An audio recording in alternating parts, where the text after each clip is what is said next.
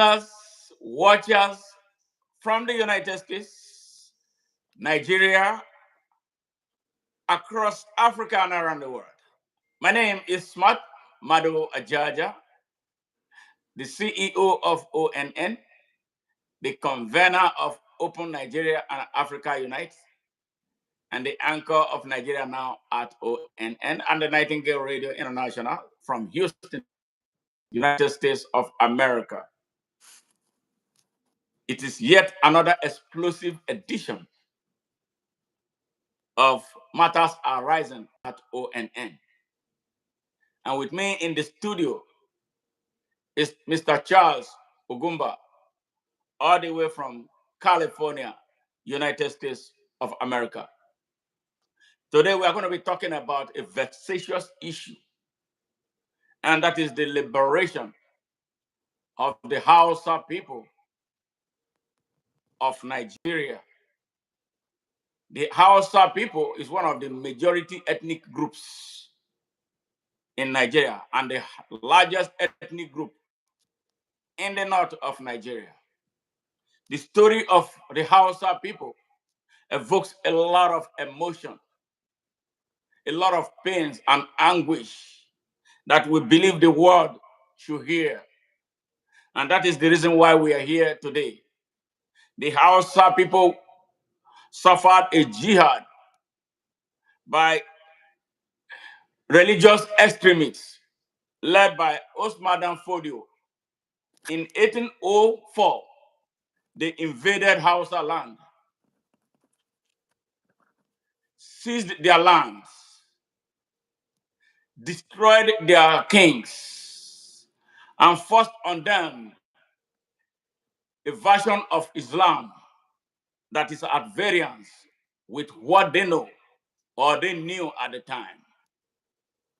And as of this year, 2025, this year is the 221st year of the Hausa subjugation, and 64 years since Nigeria became independent.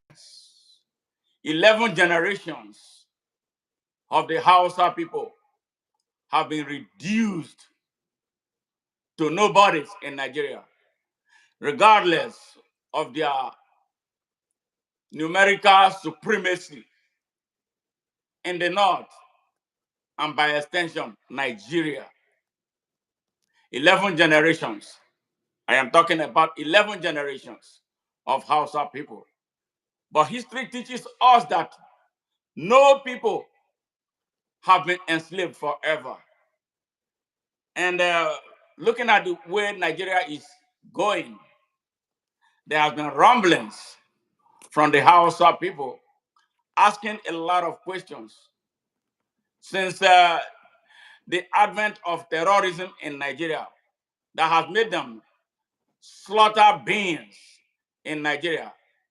They murder them, they rape them, they abuse them, they kidnap them, they impose taxation on them, unchallenged in the nation state of Nigeria. Nigeria has gone to sleep, turned its back on this critical mass of people in Nigeria. So today, a man who was born in Hausa land, who understands the culture, who speaks the language, who is passionate about the liberation of these people, is here with us. And he's no other person than Mr. Charles Ugwumba. Yes, Charles Ugwumba will do a formal introduction, including how he became a soldier in Nigeria on the Biafran side during the genocide that they made us believe, or they tried to force us believe, to no avail, that it was a civil war. So, Mr. Charles Ugwumba, welcome to ONN, and please introduce yourself to us. Thank you, Lion Ajaja. I am very pleased to join you on this very important program.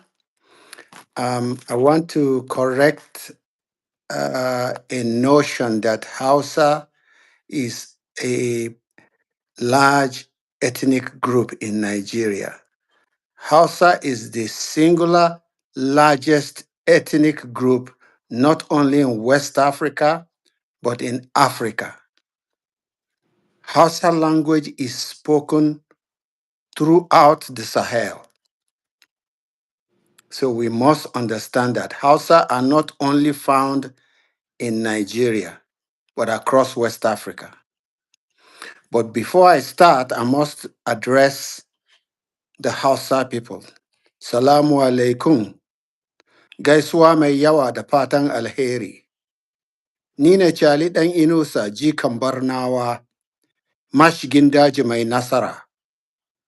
Biafran Army number 211373. As long as Nigeria remains the way it is, I never surrendered. Nobody surrendered for me. I am 68 years old now. I'll be 69 in a few months. I joined the Biafran Army at 12 years old to fight Fulani. I attended One Field Battery, Nigerian Army Artillery School in Kakuri, Kaduna. When they moved to Kawo, actually it was One Field Squadron, Nigerian Army Engineers. They were moved to Kawo, Kaduna, and One Field Battery, Nigerian Army Artillery, replaced them. I was present in Kaduna on the day of the coup, at a time when the only known federal infrastructure in Kaduna was the aerodrome in Kawo, the railway station, and the prison services in Kaduna South. At the time of that coup, all the military Land Rovers were driving civilly from Kawo to Kakuri. They make a rendezvous at the railway station and they go back. On that day, January 15, 1966, only a handful of traders were able to come out at the Kaduna railway station market. That market was a prominent market because the trains from Kano, from Maiduguri, from Enugu, and from Lagos converged there, bringing goods. So that was a prominent market. Because of the unrest in the city, very few people dared to come out. I came out to man my mother's grocery store, but did not display all her wealth until later in the day. And it was just salt, just so that I have a front seat to watch what was happening. I wasn't afraid of the soldiers because I already go to school in their barracks and I'm used to them. However, what I want to say today is this. The Hausa people, I don't want to use the word enslavement. I want to say they have been dominated.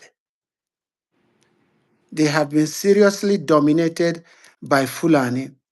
Fulani is eating their lunch. Fulani speaks for them. Fulani determines what they believe. If you want me to use Fela's words, they are like zombie to Fulani. When Fulani say go, they go. When Fulani say come, they come. But that tide is changing seriously. Kudos to a lot of Bahaushe, Gimbian Hausa, Katumi Alambe Jitami, and other people who have been galvanizing Hausa people to take over their life from Fulani. When you hear politics in Nigeria, it is mostly one, this person, that person, he will do this, he will do that. Nobody talks about policy. Nobody talks about it's a politics of personality rather than policy. And some people are already almost assuring that Atiku Abubakar will have his turn this time. I know Atiku Abubakar from the 80s when he was custom controller in Badiko, Kaduna. My ex-wife was his storekeeper. I know him personally. This was the terrorist of Jibia. He ran a smuggling ring from Kaduna to Jibia. Wow. Today, he's presenting himself to run for office. We want Hausa to disallow any Fulani from political office because except you take control of the political positions that are your birthright in Nigeria, you can't change anything. It's going to be more of the same. So I want Hausa to understand this very, very clearly. Not on your life will you vote Fulani into office. Atiku Abubakar, no matter how many billions he brings,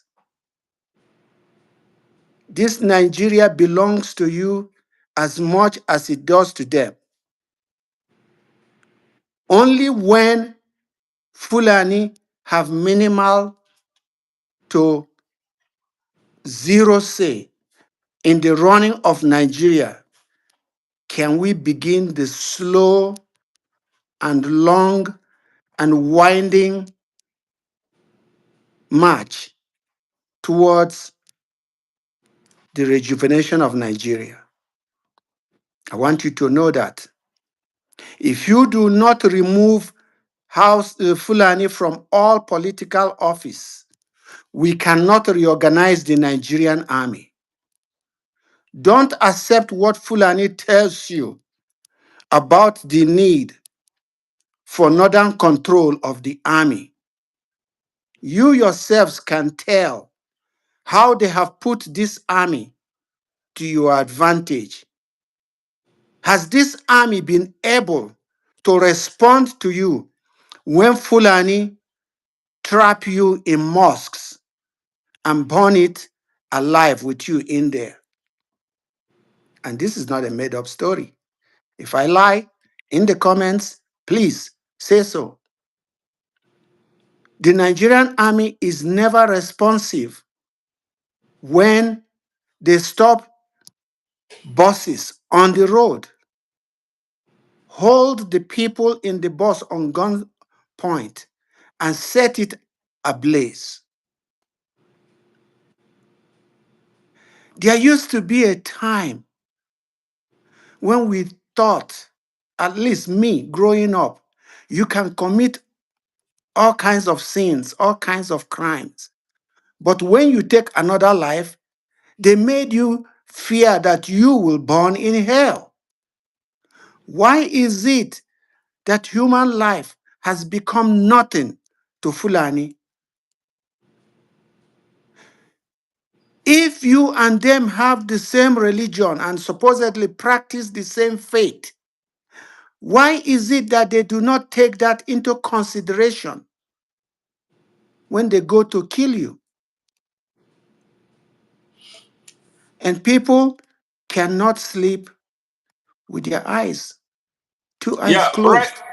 Yeah, before you continue, you said something at the beginning that you joined the army to fight Fulani. Was it Fulani or Nigeria? Let's, my audience needs to know why, why Fulani. The rest of Nigeria had no say in the running of the Nigerian army. Biafra's adversary were the Fulani who controlled the Nigerian army. We knew we can always get back into good terms with Hausa. If we offend them, that we can make recompense. But we were dealing with Fulani who had no intention but to incinerate us. I joined Biafra's guerrilla regiment, and there were 5 of us. And I'll tell you this, immediately the war started, students from Nigerian military school, Zaria, who are still boy soldiers, teenagers, most of them, were given some refresher course at the officer candidate school at Okonano in Enugu. They were commissioned second lieutenants. Most of them died before the war left Nsukka.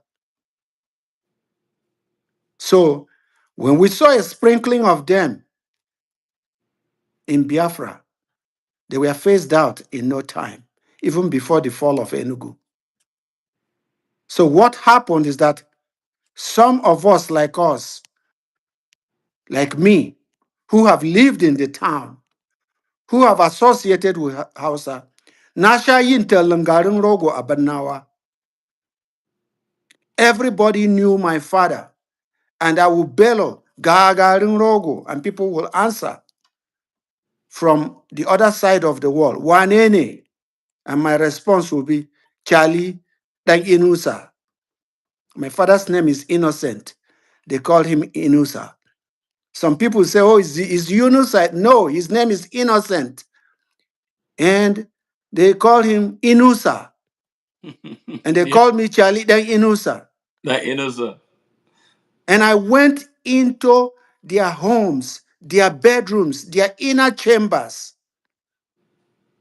Because one, I was barely 8, 9, 10 years old.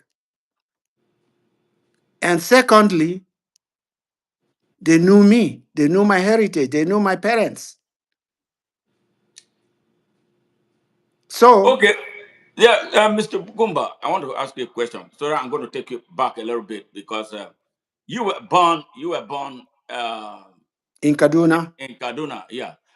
Listeners and viewers from around the world, we see a lot of people are joining this stream. It's going to be thousands of people coming in right now. Welcome. We are having this special edition of matters arising. Yes, and today we are picking on Africa. Somebody asked the question we are asking, picking on Nigeria. Nigeria is a multi-ethnic country and a multi-religious country. But by the virtue of the provisions of our constitution, Nigeria is a secular state. But from independence, there has always been this contestation that some people want to impose their religious belief on the whole of Nigeria. And that was what led to what happened in Nigeria 6 years, right? 6 years after independence, the country was like set on fire. But Mr. Gumba, tell us a little bit about your background. You were born in Kaduna. What was life there? What was your relationship with the Hausa people? What was it there, as a child growing up in that place? And then with the type of passion you have for the liberation of the Hausa people, what is your drive? What drives you in this regard? I have to tell you this. All my life was, at least the early formative years of my life, was with Hausa. I went to school with them. We will play soccer in the afternoon, and when the time came for them to go to Karatun Alo, I'll be the only one standing with the ball and nobody to play. Oftentimes, I joined them to learn Arabic. I don't even remember 90% of it now. But I will sit because there is nowhere else to go. If they don't, till they come out, there'll be nobody to play with. And I grew up with them. I learned to trust them. I had very bosom friends among Hausa. Can you describe what is a typical Hausa man or woman like? What Oh my what God. what who are they? If you are asked. Mo- when you hear the word Inyamiri, it's actually derived from Nyemmiri. Yes.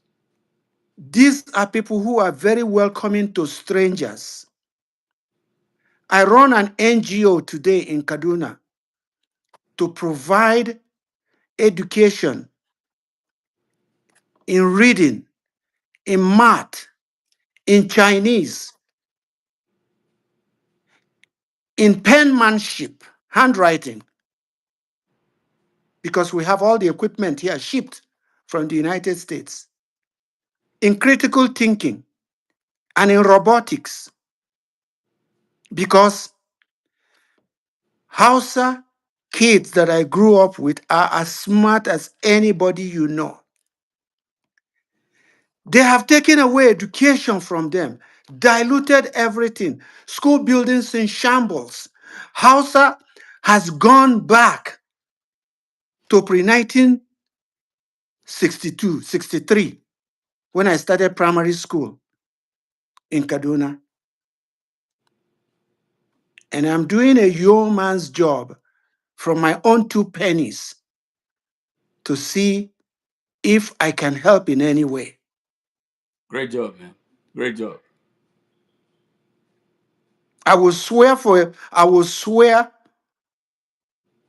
and based on what a Hausa man tells me before any other person, my own tribe included.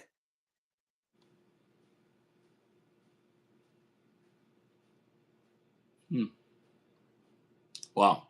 So now I want us to go a little bit, further back into history.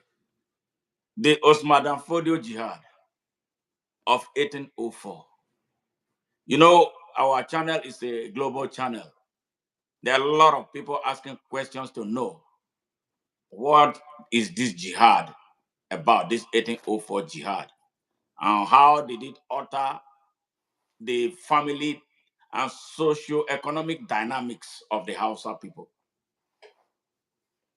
Well, it is unfortunate today that they have banned the teaching of history in Nigerian schools.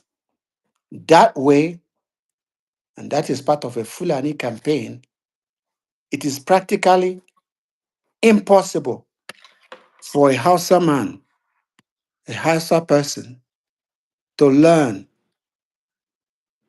that Fulani are Mandinka. They are Mande. They came from the Futajalon, Tukulo. They are not from our parts. They are just itinerant people, transversing boundaries left and right and making stops. But many of them have had over 200 years of settlement in Nigeria. So yeah, we have to call them, they're Nigerians. We can't deny that, just because we are angry at their modus operandi. Yeah. Those of them who live in Nigeria are Nigerians. However, those of them who go to and fro our borders, our boundaries, with no regulation at all, those are the problem. The Nigeria's army role is to preserve our integrity. Hmm. They are not preserving our integrity by making sure that people who cross our borders from outside are checked and identified. What they are doing is to suppress the petition of the people inside the country to their government. Hmm. When the people petition that they are being taken advantage of, the Nigerian army shoots them. And they say their role is to preserve the integrity of Nigeria. You are preserving the integrity of Nigeria inside Nigeria, or you are preserving it in the borders. The intention for setting up the Nigerian army is to fight our wars against foreign countries, not to Absolutely. fight us, Yes. not to fight us in Nigeria. It is a Hmm. fraud perpetrated on the Nigerian people to set the army, which our taxes pay for, against our people. It is a fraud to have a police force that is federal, that is not accountable to you. You and I live in America. And you know that in the city of maybe 45 or 50,000 that you live, which is a suburb of Houston, Yes. I live in a suburb of the greater Los Angeles area. The police and sheriff office here is accountable to the people of this city, not to anybody. They don't take instructions from anybody. All they do is enforce American law. Nigeria's laws are written. There is no reason why the Nigerian people in their communities cannot have their own police force that they can hire and fire and retain to prosecute the laws of our country, so that when terrorists threatens a community, the community has the control and the force to set those people, set their own police after those people, rather than to wait from somebody from offsite to come to rescue you after your murderers have come and gone. That is a fraud perpetrated. Federal police is a fraud perpetrated on the Nigerian people, as Absolutely. well as the use of the Nigerian army. And we must vote out every segment of Fulani who insist on this type of laws as if we're backward. The number one reason holding all of Africa back is their inability to control their own law enforcement, such that when people commit crimes, they have relatives off-site at the provincial headquarters or the state headquarters to rescue them. You have never had the EFCC of Nigeria nip a fraud in Nigeria as it is taking place. No. All we find out is a year or two after that our money has gone, because we are forced into a constitution that gives unbridled power to certain people, to executives in government, to do whatever they want with our money. If you Okay. don't review that constitution, how then do you think you can come out from poverty that roads will be ever fixed? When somebody will go with billions of naira, hundreds of millions of dollars, and we Okay. find out later. Yes. Mr. Gumba, somebody just made a statement, actually two statements that I want you to address. One, Jeremy Ellis said that they falsely represent the Islamic religion. Do you share in that opinion? I am not a Muslim, and I used to be Christian. I'm not a Christian anymore. I follow my traditional religion. I don't want anybody to bring any nonsense from Arabia, Arab concept, Jewish concept, European concept to come and preach to me when I, as an Igbo man, have been endowed by Chukwu Okike. The Igbo is the only race that I know that God has made God himself, because he gives us what we call chi. Yes. Your God is in you. It's not anywhere else. It is your chi, and you cannot depart from your chi. So somebody cannot come and tell me about God when I myself, I am God alive. Absolutely. And you Absolutely. hear some people do when they zage manzon Allah, a kashe shi. Anybody who abuses the prophet, kill him. Well, anybody who preaches Arab bullshit to me, I will kill him too. I don't want to hear that. There is nobody who is second-class citizen in Nigeria. I don't want to hear how God impregnated somebody wirelessly and from there they gave birth, and he rose to heaven, and they become relatives and in-laws of God, and they have access to front seat. All this religion, you have to be alive first before you practice religion. We are dying of hunger, no roads, no education, everything, and somebody is talking religion in Nigeria.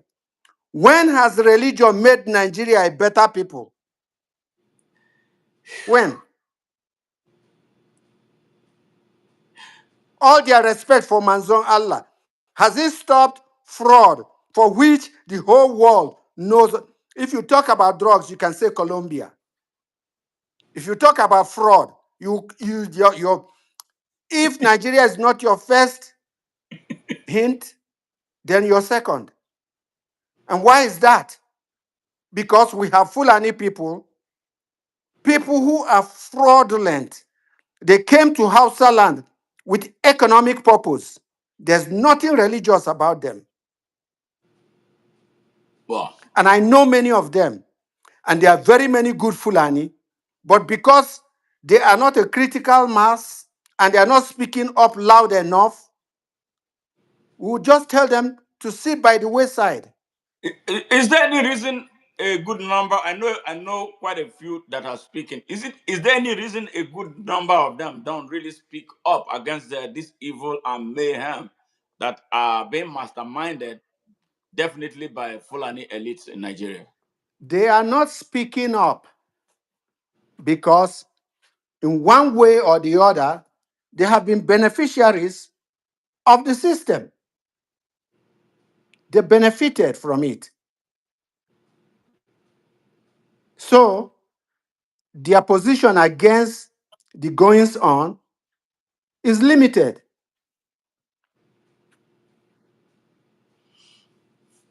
Going back, going back to the 1966 coup. That coup was, for strange reasons, labeled an Igbo coup. What is your opinion? Even if, in most recent time, one of the beneficiaries of the coup, the mayhem, General Ibrahim Babangida, maybe perhaps is about to die, he came out to state that it was actually not an Igbo coup. How would you respond to this insinuation that people still, a lot of people still hold that that coup was an Igbo coup? Was there any time in Nigerian history or at that time that the Igbos sat together to plan a coup? Or was it a coup planned by military officers in the Nigerian army? Let me tell you this. At that time, to become an officer, and still is now, in the Nigerian army, you must have had strong West African school certificate results. And they were trained in Sandhurst. There were more officers of Igbo origin meeting that qualification at the time. And they were already hip to the idea that Sardauna was bringing corruption into Nigeria in the way they were structuring the government, beginning from the First Republic. That was a spit in the bucket. If they know the type of corruption that Nigeria is immersed into now, they will have done that coup the day after independence. However, it came because oftentimes man proposes, God disposes. Whatever they planned to happen in the coup did not happen, and it seemed like the victims were more on Muslim northern side. In one of your broadcasts, I've heard you talk about Tafawa Balewa. Can you imagine any better Nigerian than Tafawa Balewa? And you know he's not Fulani. So it is a regret that people like him were killed. That was a light in the dark for Nigeria, and it is regretted. But every country goes through its dark phases. What Fulani has done is that they have taken control of Nigeria from that event and have run it to the ground. Why will we allow people to sit on our sidewalk and be trading in foreign currency? People who have no idea of what fiscal policy is. It is so that when you steal 20 million from the government, you go and buy dollars on the street at whatever rate they give to you, so that you can export it or use it how you want. And we act like we don't know the things that are the ills in Nigeria.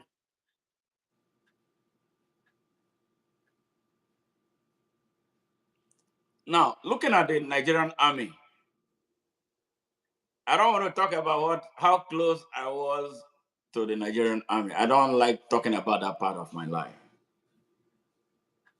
The Nigerian army, do you think that it's the army of Nigeria and the Nigerian people? The Nigerian army, from well before Buhari, is staffed in key position with fifth columnists, people who do not work for Nigeria. And nobody in Nigeria is saying anything about it because they are incapable. The only way we can take Nigeria back and begin to reorganize our army is to exclude Fulani in positions of leadership and authority. Every Nigerian member of the National Assembly has a gun to their head. They will not tell you because you cannot hear them discuss anything that is of value to Nigeria. They just talk about peripheral issues, and the leadership just continues to make decisions about how to appropriate our wealth and our money and so on. And Fulani continues to infuse it in Hausa people or people in the north that, it's okay to use the resources from Nigeria to develop Nigeria. It's the resources in the land. It also means that Southerners have a right to the land in the north because they are benefiting from the resources in the land in the south.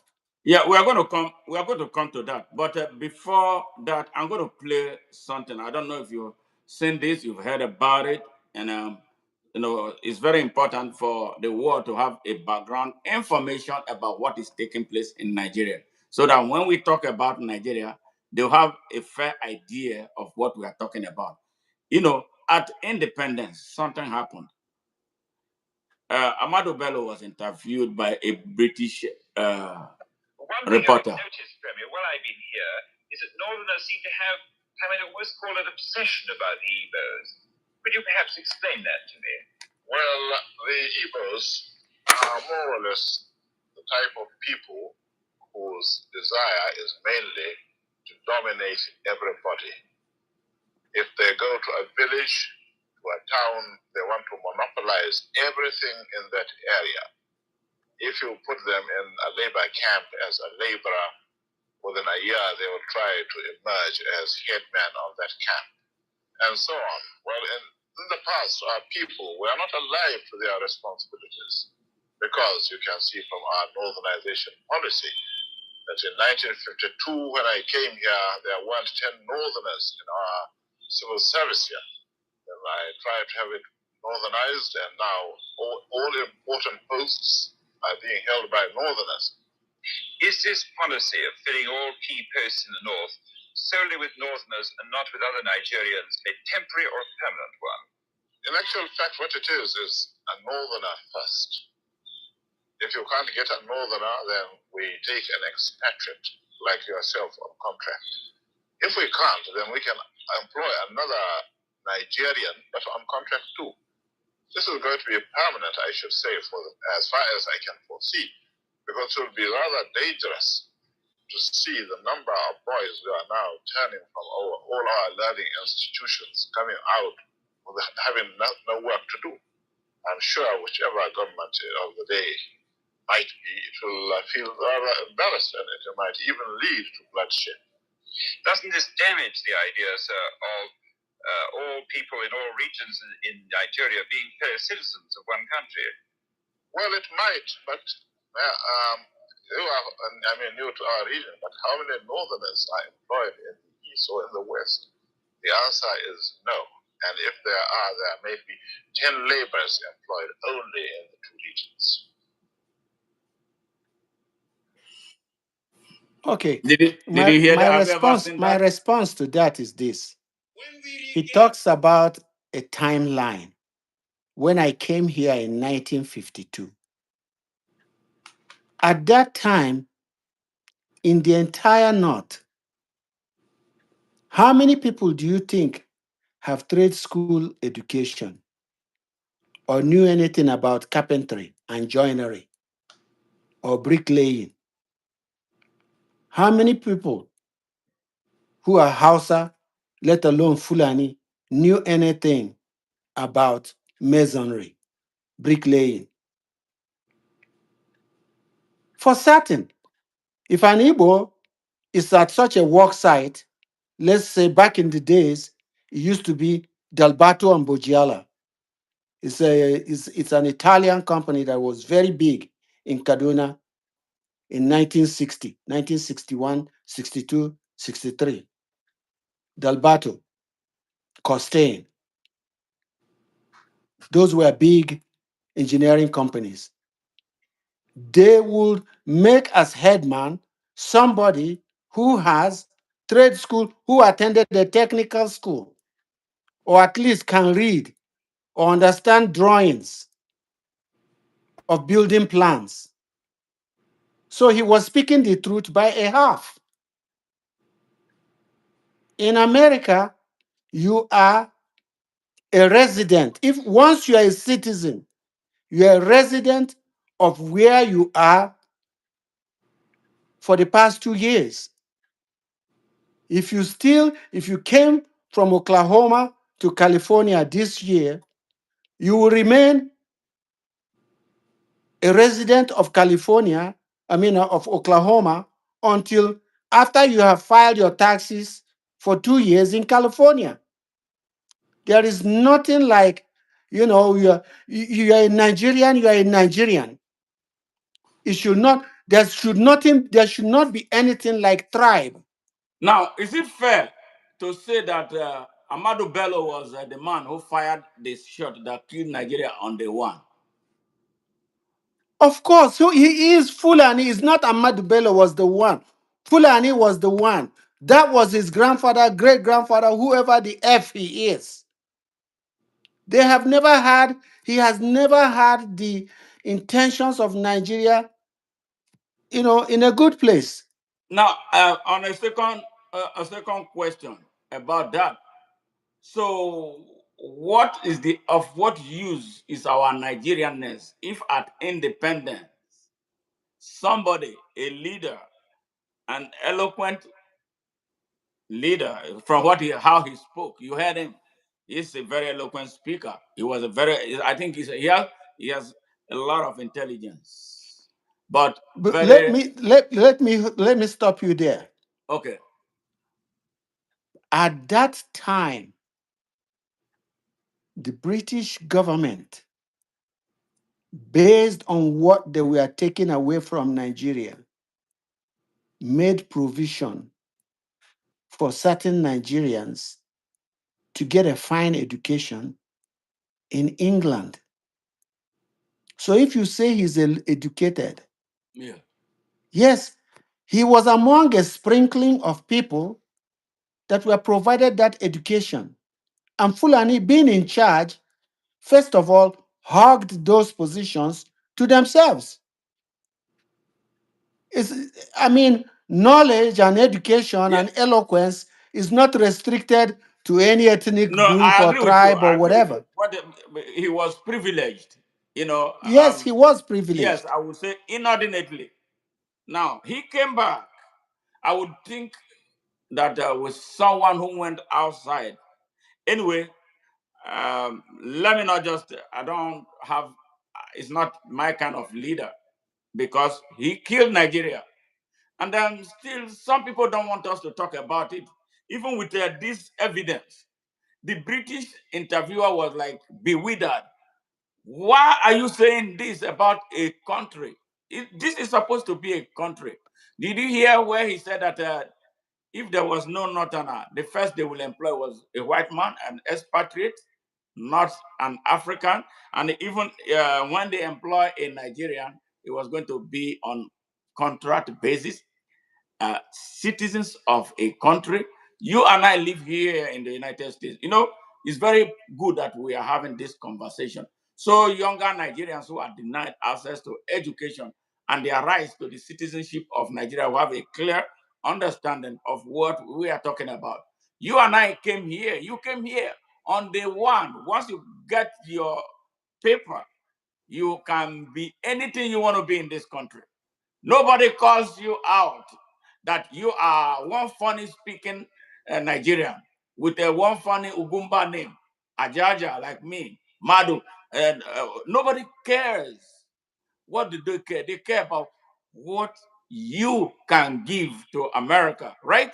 Now there were Igbos who could give a lot to the people of Nigeria in the north of Nigeria, and they were denied access because of this hate. Now the way I'm talking about is what is this? What is responsible for this hate for the Igbos by some Nigerians from other tribes in Nigeria?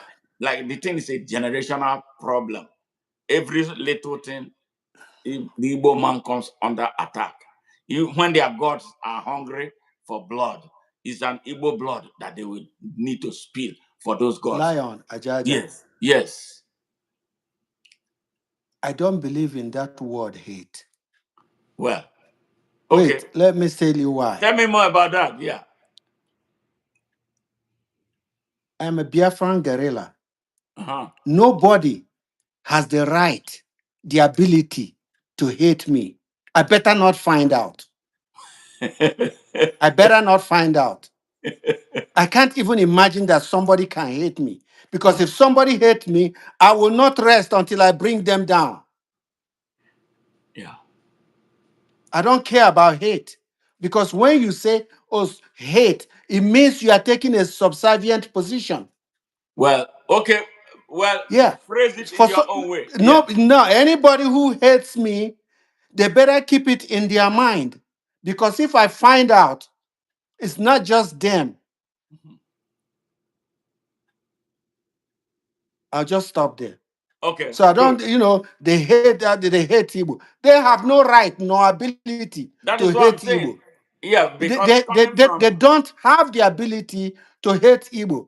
Igbos are steeped in whatever tussle they want.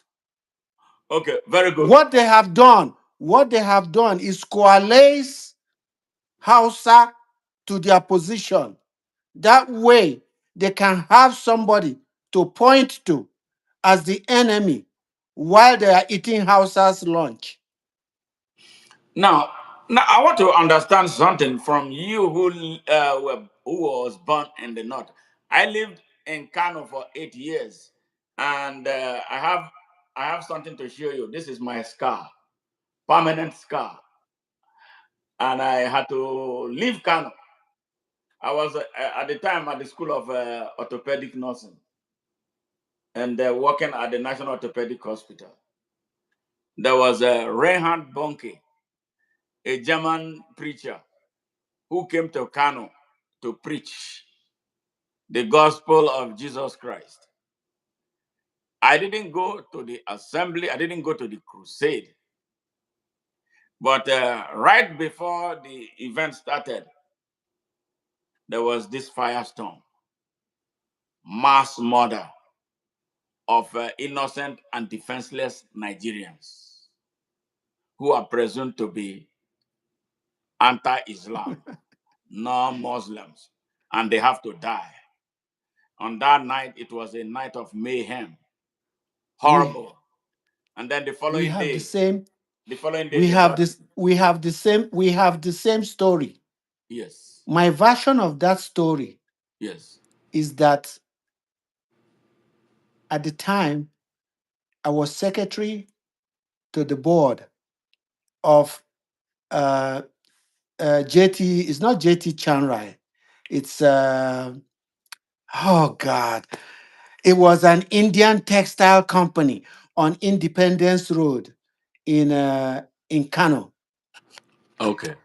Yes, and I drove a Peugeot 504, So you and were in Kano in somewhere 1991? this is no, this is not 91. Okay. This is like 87. This was the Maitasine riot. Okay, Matasina, yes, I remember This was the Matasina. Maitasine riot. Yes. And my car had overheated about 15 miles to Kano. Wow. So I abandoned the car there and still made it on time to the board meeting. When I left the board meeting, I came out into the street to get a taxi, and the street was deserted. It was eerie and so unusual. Hmm. I had no idea what had happened. It was later on that I found out that a band of Maitasine disciples or whatever have come on a killing spree and chased people out of that area like about 30 minutes prior. And I Wow. was standing there on a street that used to be busy like a beehive, and there was nobody. It was Wow. much, much later that I found out what happened. So I didn't witness it, but it happened in my time. Man, that was the worst I've ever seen. It was Armageddon. It was Armageddon. They killed my friend in my presence, a young man that I met after we survived the very first day. And they were killing from house to house. And then when I came back from work, I was working at the National Orthopedic Hospital at the time. The taxi driver who took me from the hospital to home got to the city of Kano and decided that he was not going to go anymore. He said, Kasoka nan. I said, so what me? He said, Kasoka nan. Dan kutuma bara obanka. Kasoka nan. I said, the Geskia? Soka nan. He said, yeah. Soka nan. He came out and opened the door. And then if I tell you that if I knew what happened, how I left that area, I would know. I would tell you I don't know. I really don't know how I escaped. When I came out, I saw this multitude of people, young men with axes, machetes, diggers, and all kinds of things. So I gave up. I said, well, this is it. I said, okay, whatever it is, this is it. And, you know, what can you fight? I wish I had a grenade on me. I would have exploded the grenade right there.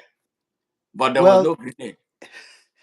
the company that I was thinking of was Teritex. Okay. Teritex Limited. It's on Independence Way, Kano.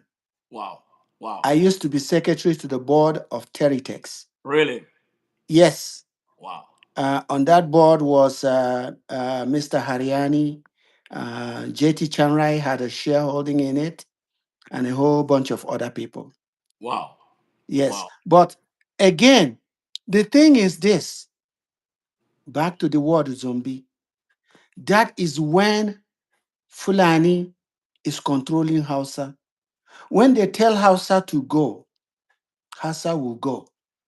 That will be multitude of them. But then now it's coming back to bite. They are now inflicting on Hausa. That was their worst mistake. Hausa has been the backbone of Fulani in Nigeria. So long as Fulani were able to hold their pact with Hausa together, they can do anything in Nigeria and nobody will stop them. But they made a tactical mistake in the last few years and started inflicting on Hausa. And now they will need a password in Nigeria in the days to come. And you can quote me. They started with religious incitement. Nobody should yield their religious ground to anybody. I don't care who your manzo is. I have a manzo too. And that if in fact my own manzo is me. I am my own manzo. I have no reason to believe what you say. You believe what you don't know. What you know, you cannot say you believe. You don't believe that this lady who lives with your father is your mother. You know it's your mother. You don't believe. You only believe what you don't know. I can't have anybody bringing something from Arabia and telling me it trumps my own native culture, or something from Israel or Europe and tells me, then they will get front row seat. No, that's not going to happen. Okay, Chief Ugumba, one question around Aguiyi Ironsi. After the coup, Aguiyi Ironsi negotiated a surrender by Nzogo, or for him to slow down. Him, Ojukwu was involved and all that. Now, the government had already crumbled. They needed someone to take charge, and it fell on Aguiyi Ironsi to take charge. He did what he could at the time, bringing the country together under a unitary constitution, whatever unitary means, by using the force of arm, which is what the work of a soldier in an emergency is about. People still blame Aguiyi Ironsi for taking that decision. Do you think they are fair to him, or they are fair to history, looking back at what happened at the time and the situation the country was in, and with him in the saddle at the time? What would a soldier have done? I would say this to you. Oftentimes, Igbos are the most traveled in Nigeria. They are the ones who have always been able to mingle with Nigerians of all calling. So tendency is that they will have a unitary idea of Nigeria because they have been harbored by other people away from home. If you create Ironsi 10 times, he will have done the same thing that he did to try to bring Nigeria together. Yeah. Unfortunately, Fulani had an agenda. There was no type of government that Ironsi would have instituted and that they would have found acceptable. They have for long standing wanted to take over Nigeria. And they still will have tried. And they have been trying since then. And we have to confront them head on. Otherwise, we will not have a country. All of Africa looks up to Nigeria to resolve the question of unity. But that unity can only be attainable when people have equal rights. We can't live in a country where people do not have equal rights, where some people think their own religion is superior, or some people think that because they practice this or that religion, they are holier. Nobody is holy in Nigeria, going by the type of corruption that we have seen. No religion is holy in Nigeria until I see a change in the dynamics of civil association in Nigeria and the pursuant of justice. I have no regard for religion in Nigeria, especially foreign religion. Now, Brother Agumba, I'm loving this. I don't want to see myself as interviewing you because I am as angry as you are. I know you are very angry. A young man who at the age of 12 joined an army, to save Nigeria because of the obnoxious attitude of some Nigerians. And then this attitude has become generational. Let's talk about the issue of North and South. You and I live here in the United States. From my own experience, I know perhaps you have lived longer than me here. This next year I'll be 30 years here, But when I first came here, I was looking to hear how Americans are at loggerheads on regional basis. And I lived to the point where Bill Clinton from Arkansas was president, and Al Gore from a neighboring Tennessee was vice president. Now, if you're a Nigerian listening to me right now, and you have to listen very carefully, the state of Arkansas shares a border with Tennessee. Bill Clinton was from Arkansas. He was president. And Albert Gore, his neighbor from Tennessee, was vice president. I never heard Americans complain, Americans from the northern part of America, saying that it's their turn. Why should Al Gore be vice president? And Bill Clinton from the same region was president. And America had so much value. They respected them. They did 8 years before they handed over to the next person. So, when people talk about North and South, I get so nauseated. I get so angry. It's like I'm wasting my time with all the preaching that I've been telling that let us build a country. You will still see the most educated. I don't know. I don't want to use education. Nigerians are not educated. They are just literate. Those who can read and write. Because education has to do with where you come from, who you are, and the environment. So what we have is not education, but in colloquial terms, we call it education. Those who have change of degrees in Nigeria, they will come to the national television to be telling us about North and South. The North will have it for 8 years, then it will rotate back to the South. This zonal mentality of Nigeria, how are we going to dismantle it so that the best of the best can lead Nigeria and lead Nigeria as a constituency and lead Nigeria as a country where he or she is from and do things in that direction? What are we going to do? Because that's a big problem we have in Nigeria. In Nigeria, Yes. every few years, a word enters the lexicon Yes. of popular usage. Yes. There was a time when we used to hear austerity measures. Yes. It went on for some time. Uh-huh.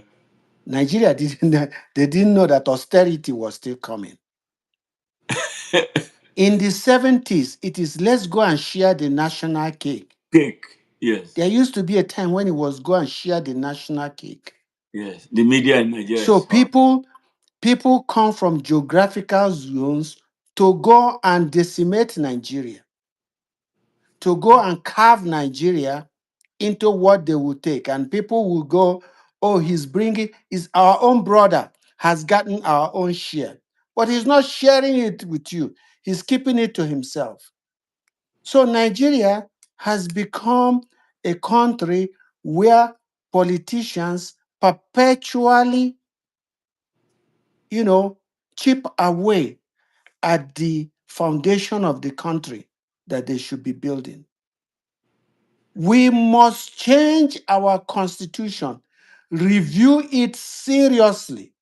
This constitution was foisted on us by Fulani military officers. with coercive input. Even though Nigerians assented to it, they had no choice. Nigerians had a gun to their head held by Fulani. It is not a Nigerian constitution.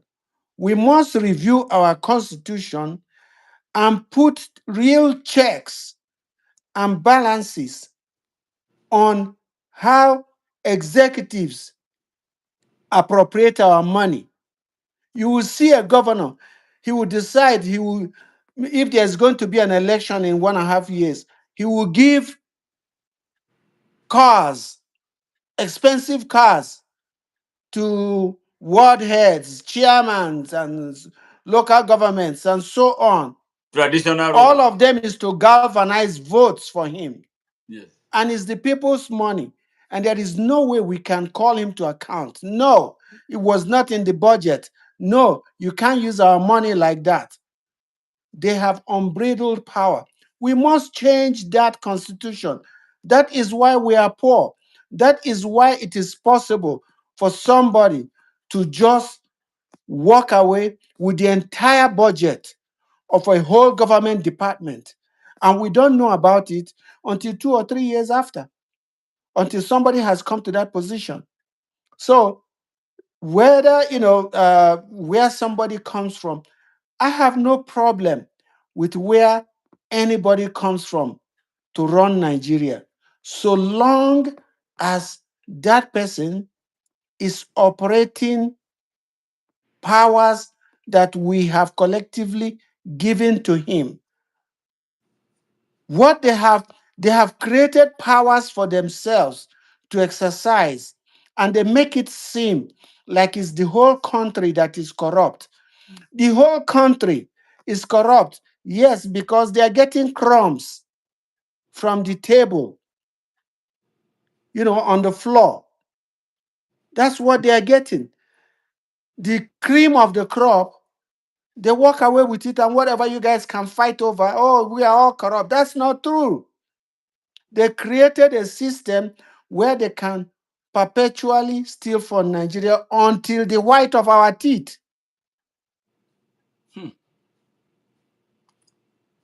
Okay, Professor Gumba, let us let's read some of the comments that people have dropped so that we will acknowledge their presence here with us. Listeners from the United States, from Nigeria, across Africa and around the world, we've been speaking with Mr. Charles Ugwumba, a Los Angeles, California-based Nigerian, a die-hard Nigerian, die-hard Biafran, die-hard Hausa man. He was born in Hausa land, and he has so much passion for these people, these Hausa people, great people that have been repressed, subjugated for a very, very long time.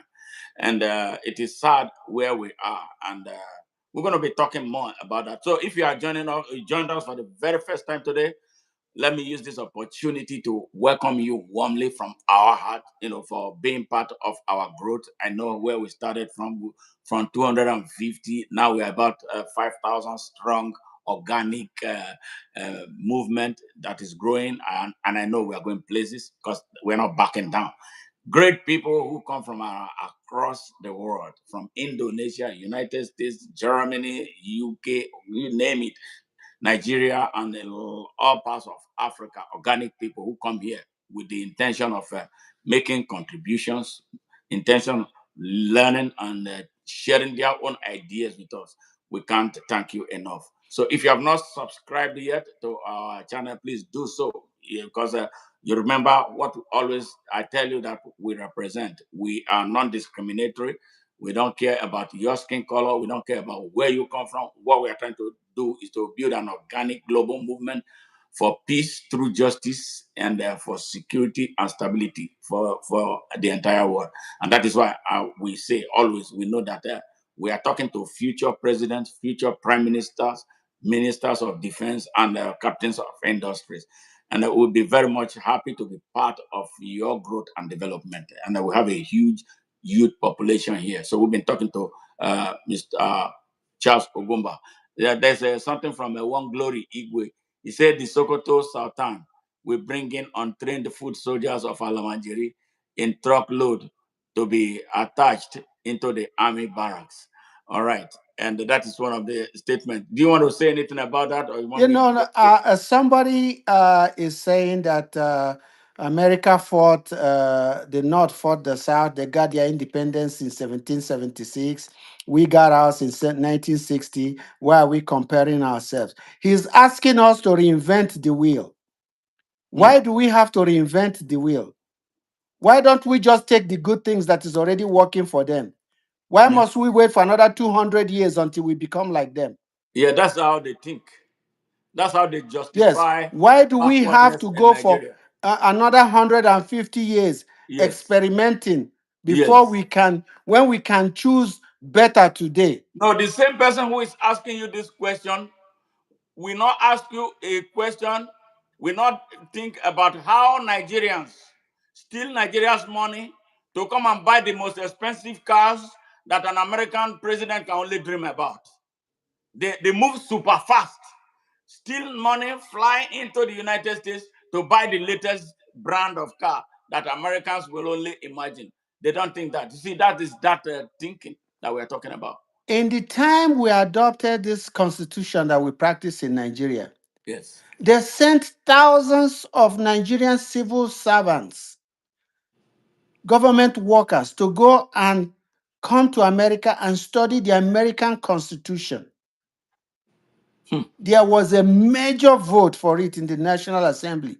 They came here to train, to learn the Constitution. But What did what they they learn? did was that they adopted all the good aspects of it and took out the side that the American Constitution has for accountability. Yes. They had the media aid to the media aid of the media aid. Yes. All of those, all the trappings of office, they took all of those in. But the checks and balances of how Americans make sure that the people's money is put to the use of the people's money, they left those aside. It is this type of constitution that we are operating. That is why you see a Hausa child on the street with a runny nose, with no medical care, no shoes on their feet, no good roads. Sewage systems are bad. All the money as allocated for social work, for civil works, they're embezzled, and Yeah. we can't do anything. Yeah, we're going to come to that. We're going to come to that. There's something very strong that we're going to come, and I hope some Hausa people are listening to this. It's a lot of people listening to this. I'm talking about thousands of people. We're going to find out the total number, but I am telling you that it's no joke what is happening here. Mike Tyson from Liverpool. London, England. Thank you very much. And our friend from Eritrea, we thank you very much. We acknowledge your presence here, and we appreciate you for being here. And Bruno Giorgio from Jamaica. Greetings from Brazil. Hey, how are you? Thank you very much for always joining. We have a lot of people coming from Brazil. And Robert Bonobo from California. Well, our guest is from California right there. So your guy from the Nick of Wood right there near you. Mirando, thank you very much. Friday Chinedu. Hey, Ebo, how are you? Sugar P, thank you very much for being part of this conversation.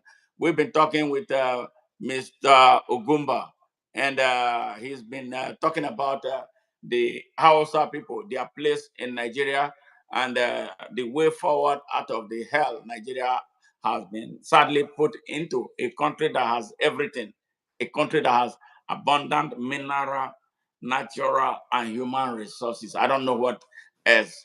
Well, Mr. Ugwumba, can you say that Nigeria is poor? That Nigeria is what? Poor. No, Nigeria is not poor. And there's hardly any poor country in the world. It is how you manage the resources that you have, how you put them to use. what Nigeria has is a system of government that enables people to steal our commonwealth.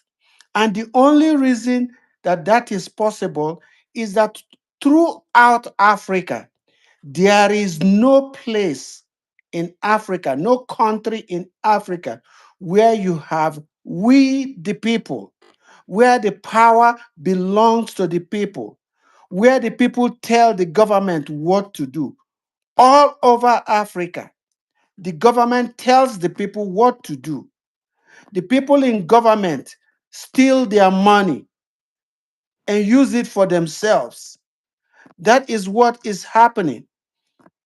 No African country has an autonomous, independent city police whereby the people are hired from the community can fire them for cause, and if somebody is committing a crime there, we see it. If there is a federal institution in this village and the police belongs to us, and the accountant starts stealing money, and his wife starts buying unusually expensive clothes, and all of a sudden they go from 1 car to 5 cars, we want to know where that money comes from.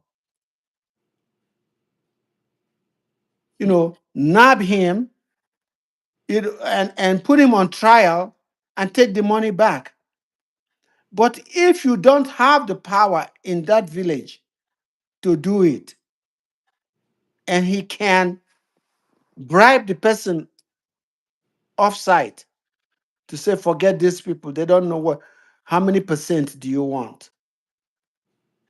He gives you 30% of his 70. You say, no, we negotiate, okay, 60-40. And both of you walk away laughing, farting. And the people are left carrying the can. That's what is happening in Africa. Corruption in Africa can be cured by one stroke. Let the people have and control their own law enforcement so that they themselves can hold government employees in their midst to account without having to rely on an outsider to do it. If you're a member of the city council here and you embezzle the money set aside for stationery, the city police will arrest you. It will not go to Los Angeles. It will not go anywhere. They will deal with that case here and you will be thrown in jail here. We can have a clearinghouse that gives all our policemen uniform training and assign them to our villages so that the village people own the police. The local government council decides who the chief of police will be. Yes. And if here the chief of police is an elective office, if in the last 4 years the crime statistics shows that it has gone up high, they fire him for cause. And somebody else, in fact, one of his lieutenants will run against him. Okay. Let's go back to the Hausa issue. For one, as it stands today, there are over 30 million poor, innocent, and defenseless Hausa children in the streets of the north of Nigeria, and perhaps now spilling down southwards. They have no phone. They beg from AM to PM. They go for weeks without showers. We don't even talk about brushing the teeth. Isn't this enough threat for a country? Why is the country like that? These are children from states across Nigeria. They are on the Well, streets. They have a budget for education. They have budget for all kinds of things. So is there any reason Nigerian children in that scary number are out of school? What does the future hold for these children? the Hausa must understand that this constitution that we are operating in Nigeria that allows unbridled corruption is not working for them. Anybody asking for it to be changed is not attacking Hausa, is not attacking Islam, is not planning for Biafra to excise itself from Nigeria. The reason why this poverty is so much there is that there are people who go to ABU, Ahmadu Bello University. They study economics. They study social work. An army of them can be put into the community to talk to people who are, even though they are illiterate, will advise them on family size and things like that. We have to have our money working for us. If our money is not working for us, if we run a system whereby some people steal our money, then all of these services will not be available. And people have, even the Almajiri system was not really a bad system. It was intended to send your child to a renowned teacher, oftentimes ways away from you. And these teachers were provided provisions to take care of these children back in the day. That is not happening anymore. So what happens is that they will take the children in, but then require the children to go and beg to bring them the food and the provisions that they themselves, the Malams, can live on. That was not the way it was supposed to happen.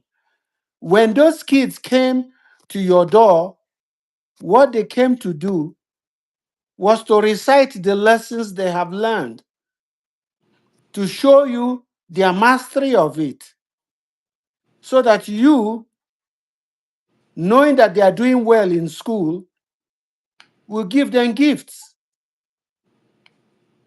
But all of that has changed. Everything is in this Nigerian constitution. This Nigerian constitution is a rape on Nigeria.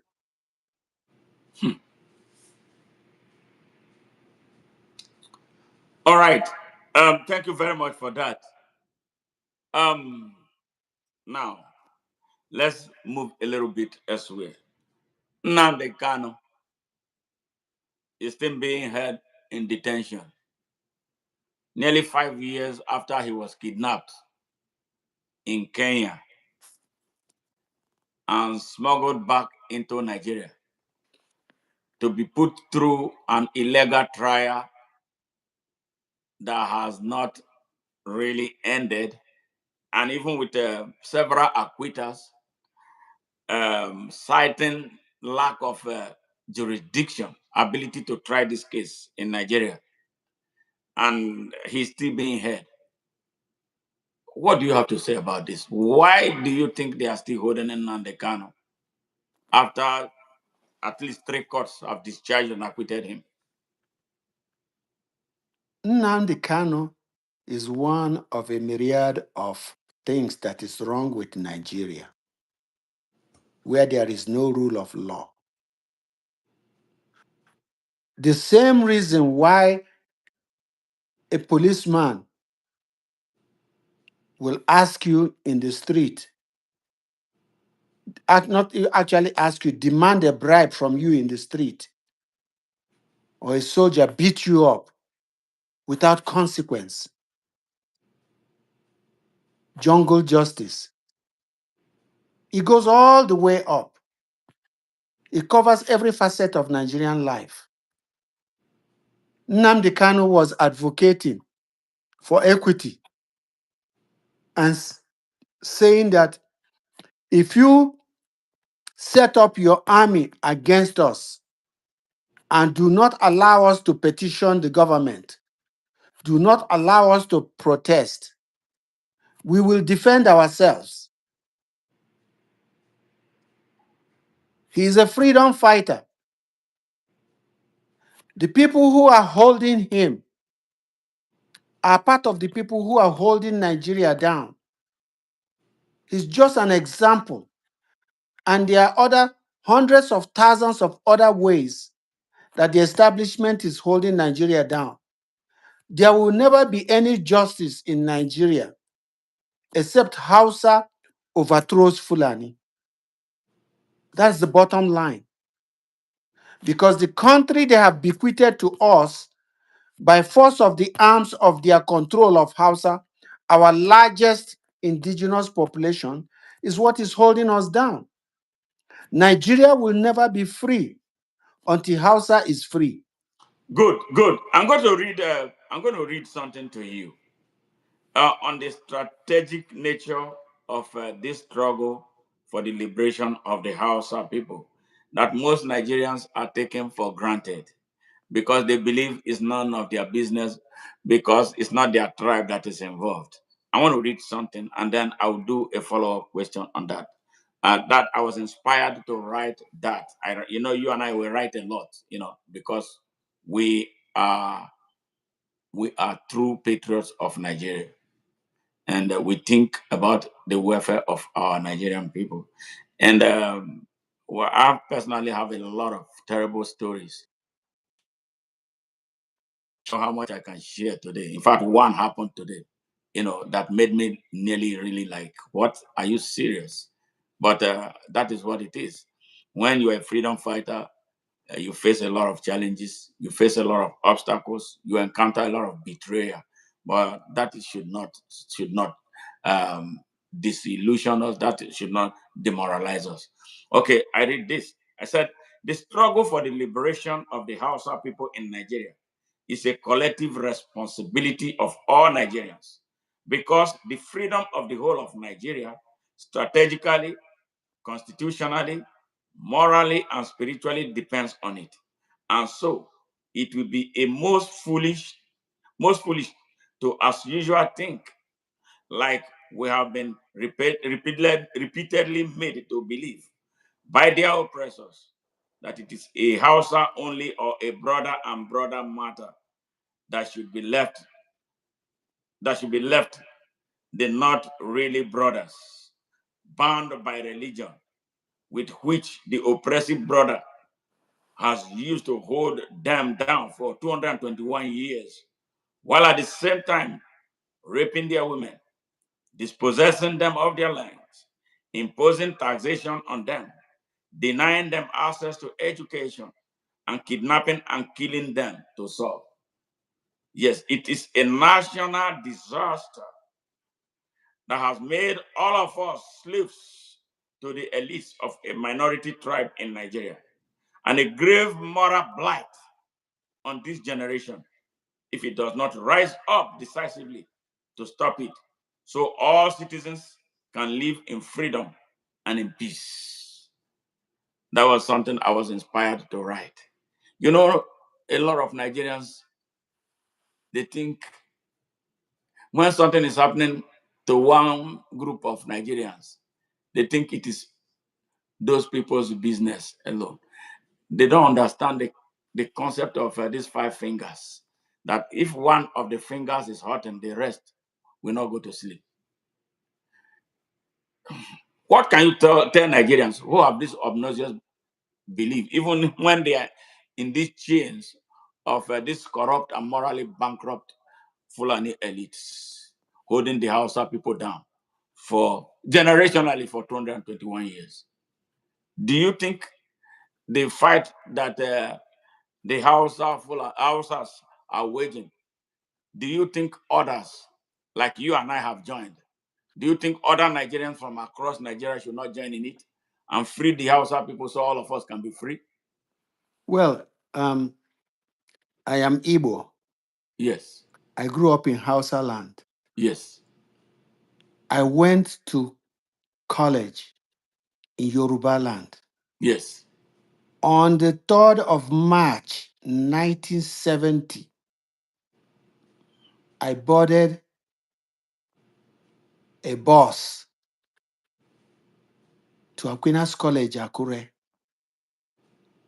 When I enrolled in Aquinas College, Akure, I was the only student from across the Niger there. It was common. I made so many friends, but it was common for some people sometimes to incite me by calling me Omoibo from a defeated zone. I speak and write Hausa. I speak and write Yoruba. I am Igbo. I'm a full Nigerian. I understand Nigeria. The people who wait to see is no other body but Yorubas. They sit on the fence. They watch to see how it will turn out between Fulani and Igbo. They want to benefit whoever the victor or vanquish is. They are happy to play middle roaders, second fiddle. They see people, 150 men deep on motorcycles, guns blazing, taking whole communities, shooting and killing, leaving hundreds of people dead in their wake. And they call them bandits. Bandits. I take it that some of these writers in the national papers who call these bandits, they went to journalism school. They can Google the difference, the meaning of bandit and the meaning of terrorists. Terrorist is only somebody who's fighting the government for civil rights. And those who will not let our citizens go to sleep at night, go to their farms to harvest their crops, go to prayer in peace, are labeled bandits. That is how they are able to sit and look, as we say in Nigeria, sit down look. Now look. Because they are benefiting from the system and are paying tuition for their kids, whether in Nigeria or abroad, and are able to build 2 or 3 hotels from ill-gotten money and have cars. Well, they are okay with however Nigeria turns out. I did not really get mad about this situation until the day, some years ago, when I learned that terrorists attacked a church in Owo. Yes. I used to spend holidays in Ikare Ekiti, Ikere Yes. Ekiti, Yes. and I will travel past Owo. And I have students in my school, Senior Lagbegi, who are from Owo. Other students who are my very good friends. When it came to me that a place that I know was actually attacked by Fulani deep in western Nigeria, I could not go to sleep that night. And I say this because in the Biafran army, there were 12 division and so on, an S division, and they fought in different flanks. My unit was Raiders Battalion, Port Harcourt Strike Force Brigade. Yeah. Raiders was set up after Rangers Guerrilla Regiment was disbanded to set up, because then they needed more men in the front. They did not want fighting behind enemy lines anymore. They needed men in the front. And we took over from Enyogugu. Wow. My commander, to whom I was batsman, Major Laz Njoko, Biafran Army number 0098. 1.5 years after the war started, everybody in his graduating class, almost all, were dead. He was the intelligence officer, the IO for Nzogu at 5th Battalion, Enugu. He was asked to set up a guerrilla regiment. And when they needed more men in the front, his guerrilla regiment was reassigned to infantry combat. We took over from Enyogugu, where the Nigerian army had already overrun Owerri. We beat them in Enyogugu, beat them in Emerienwe, beat them in Okomoko, beat them in Akpok, beat them in Umudeme, Ipo, Abara, Ozuahia, Ozuzu. We put them on a tailspin. They were backpedaling all the way. We had Port Harcourt on our sides. And then, somehow, Obasanjo's troops outflanked the 12th, I think it was 12th Division, who were in Obala Aba axis. And Biafra fell in 3 days. So, mentally, I don't even fear the Nigerian army. That is no army. Nigeria has no army. I don't fear the Nigerian. I don't think of them. They are just a bunch of criminals. This is It not don't that. matter. What we have now is not They're Nigerian just a army. bunch of criminals. Yes. These people do not have the interest of Nigeria at heart, because it's not, we call it Nigerian army. The command positions are Fulani. Yeah, the command They and call the control shots. And infrastructure. unless we defeat Fulani politically, unless we deny Fulani oxygen in Nigeria's political landscape, Nigeria will not see daylight. And the only people who can do it is Hausa. We must support Hausa to defeat Fulani and take over our country back. Now, talking about the Hausas, we have seen a lot of movements.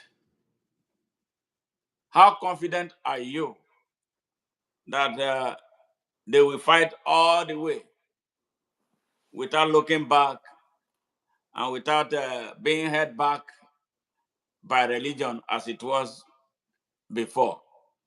What do you think can be done? What kind of support do you expect Nigerians who are in chains, because the Hausa people are in chains? What level of support do you want them to provide?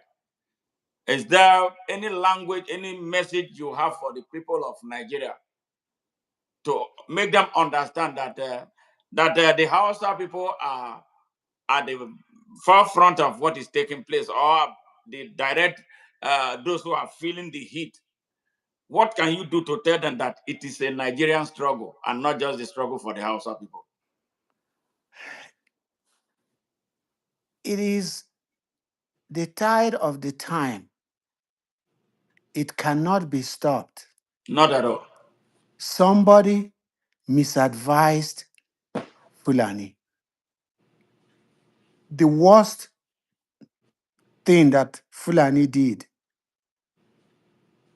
was to make no distinction between other Nigerians and Hausa, to start attacking Hausa and start killing Hausa and start raping them, abducting their young girls, marrying them off to terrorists. When Fulani turned on Hausa, they overplayed their hand, and that tide cannot stop. I follow online chatter, and I know that Hausa have become wise. They've become hip to the idea that them and Fulani have nothing in common, not religiously, nor politically. That Fulani makes no distinction between them and other Nigerians. That Fulani has no regard for religion or for faith when they burn them up in mosques, seal the doors, set the mosque on fire. When they come, I mean, look at what is happening in Zamfara. How can a government exist that is continuously wringing its palms? How can we say this Nigerian army is a Nigerian army when it cannot rescue the people? The Nigerian army should not be entrusted with the welfare of Nigerians. First, it's not their role, and secondly, their command structure is biased against Nigerians. Um, Hausa uh, are aware that Fulani has beset on them like white on rice. yes, yes. Let me address. Somebody sent a message that I consider annoying. That I think is an ignorant person. Is a Nigerian who needs to be taught history, because the problem, like you already stated, is taking history away from Nigeria, from the academic curriculum uh, of schools in Nigeria. And we have a generation that has accepted some nonsense that cannot be truly substantiated. And we are breeding a generation of very lazy youths. And I think I saw something that I need to address. Or if you want to address it, you can go ahead and address it. Maybe I don't know if our perspectives are going to vary. So I want you to give your own perspective before I jump in. This is an interactive section of what we are doing. He said almost all our goods, dairy and beef, come from the north. What are the Igbo's production? And then on the other one, the next statement he made, almost all of our food come from the north. Do you agree with this?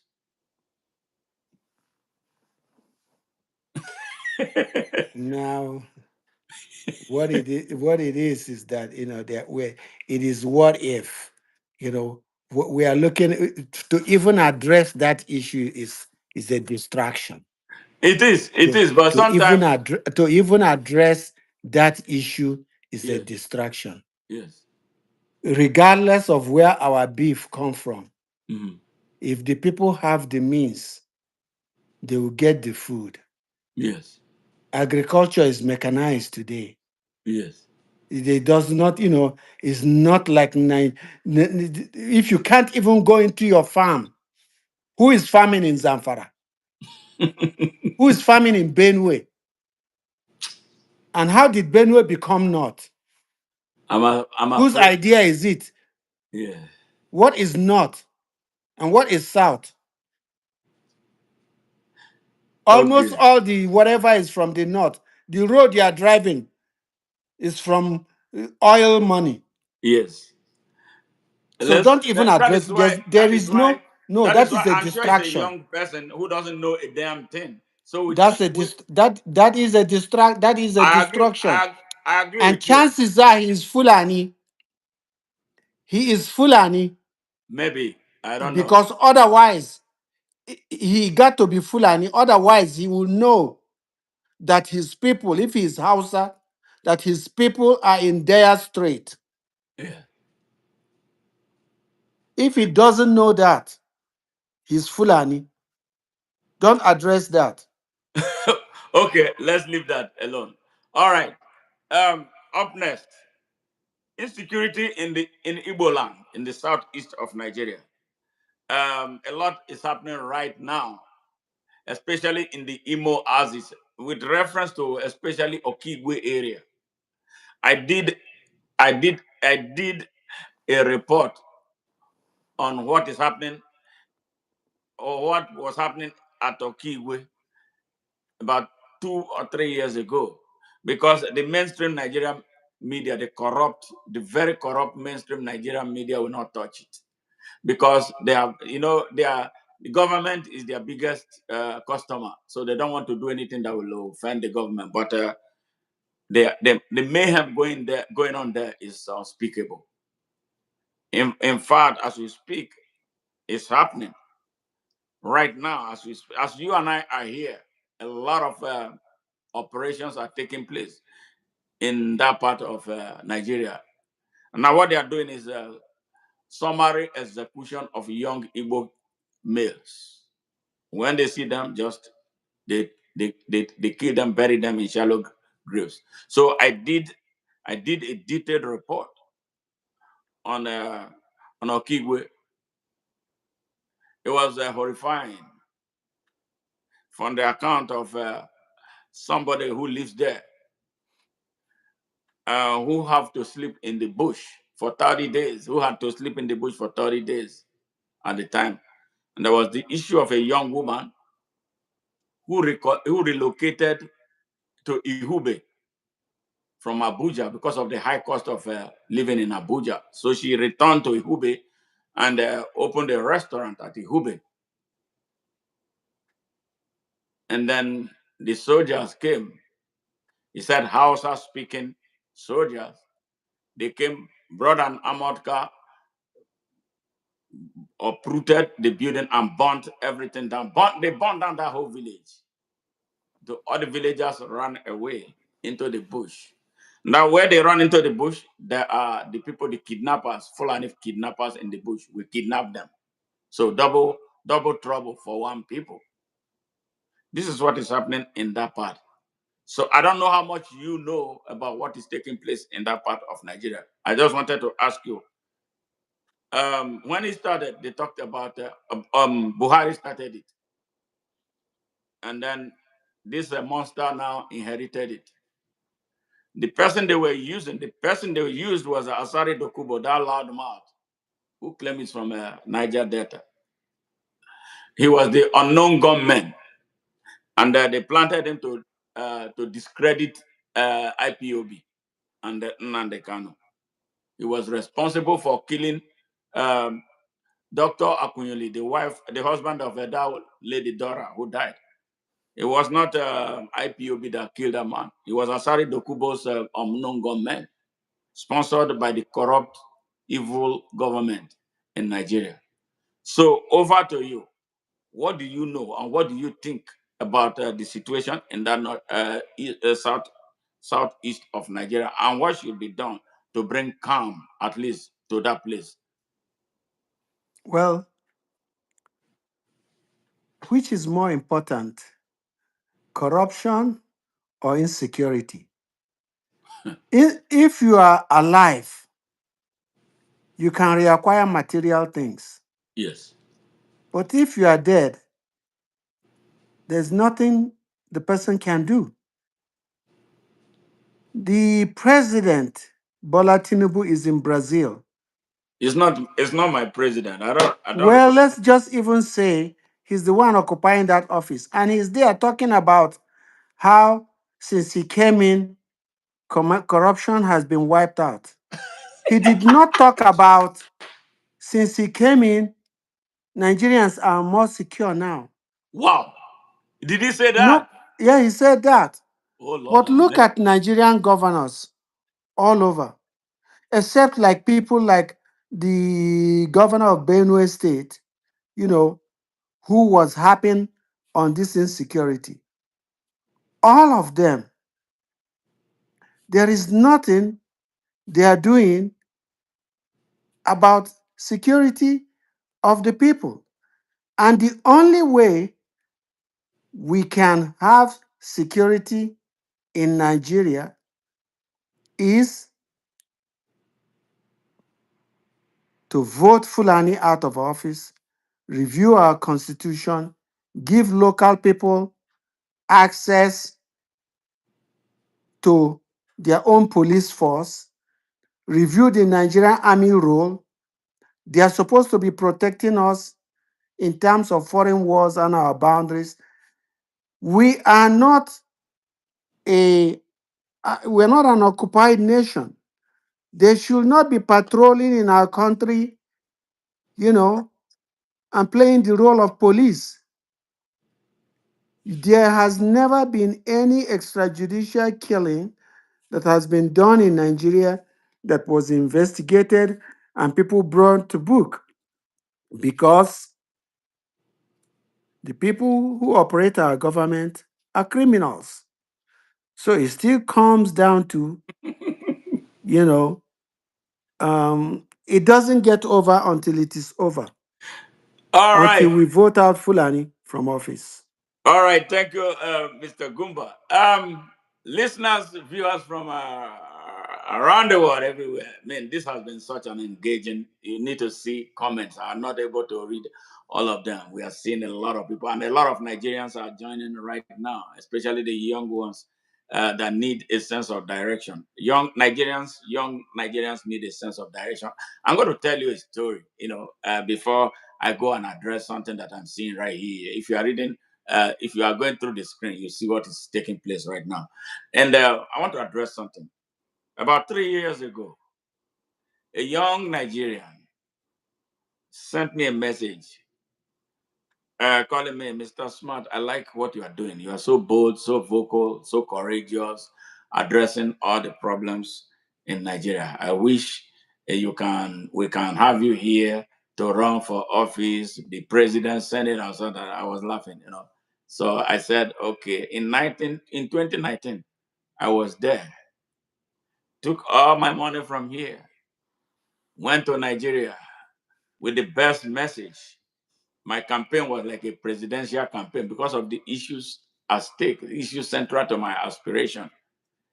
The issue of the Niger Delta, the issue of insecurity, the issue of injustice in Nigeria. Yes, and all that. And then the issue of how Nigeria mismanages its diaspora population. So there was need for us to, bring the diaspora population together and create a ministry for diaspora affairs. Why? For cultural and technological transfer. Laudable.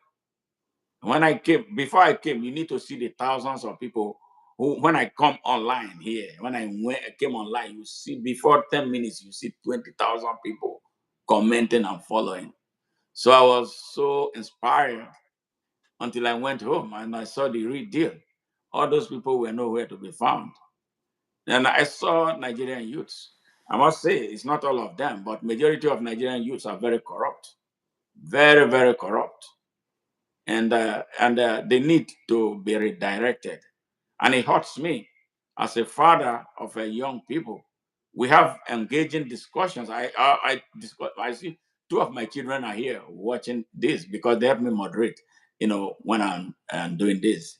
Sometimes they ask me some very painful questions that really make me cry. Sometimes about the attitude of young people in Nigeria. Why are they the way they are? Why do they behave this way? Why can't they really understand that their future is at stake?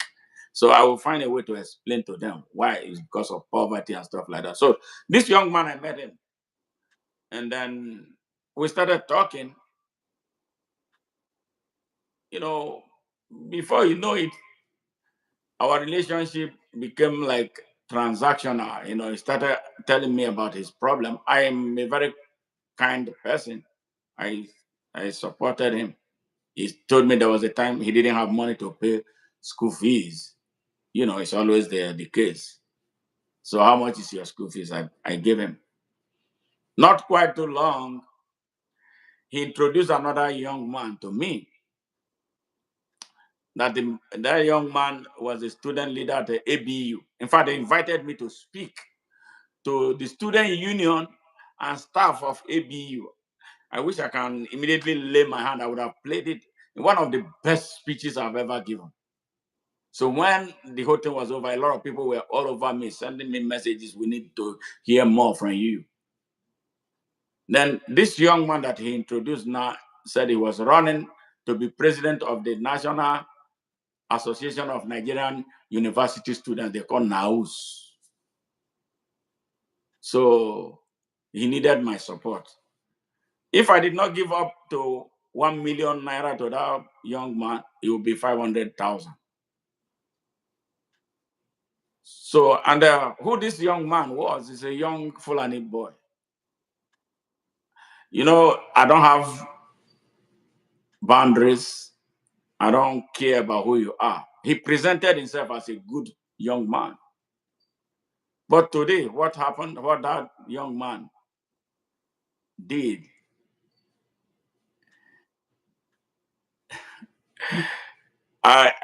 it's a long story. So, you know, I supported him, gave him money, connected him with students from around Nigeria. And then the reason was, I said, okay, this guy will be useful to driving the cause of Open Nigeria. I gave him money to print hats, t-shirts. Is it somebody I know? Yeah? Is it anyone I know? No, it's not the one you know. Okay. It's not the one you know. I will not call his name now, but I'm going to call his name out very soon. I gave him money to print hats. He did not print t-shirt. He did not print. He flew. I paid his return ticket to Enugu, where he met some students at the ONN. All right? Did everything for him. On the day of the election was held in Ogun State. He went somewhere and came and told me that he was kidnapped. I sent him money. He said the students kidnapped him because he was like a threat. They didn't want him to win. Lies. My brother, lies. So I sent him money. Then the one who introduced him is Yoruba boy. So that one got jealous, like I became closer to the young Fulani boy that he introduced to me. So he started telling me bad stuff about him. I said, but you were the one who introduced him to me. So if you knew he was bad, why did you introduce him to me? So yesterday we started on a discussion and stuff like that. He started telling me how I gave money to him. And then he was asking me money. I said, yeah, because I was mad at you. You are not a good person. You're a bad person. So that was why I turned off from you and not give you money. Because you are in this whole relationship with me for transaction. I said, I am not running for president.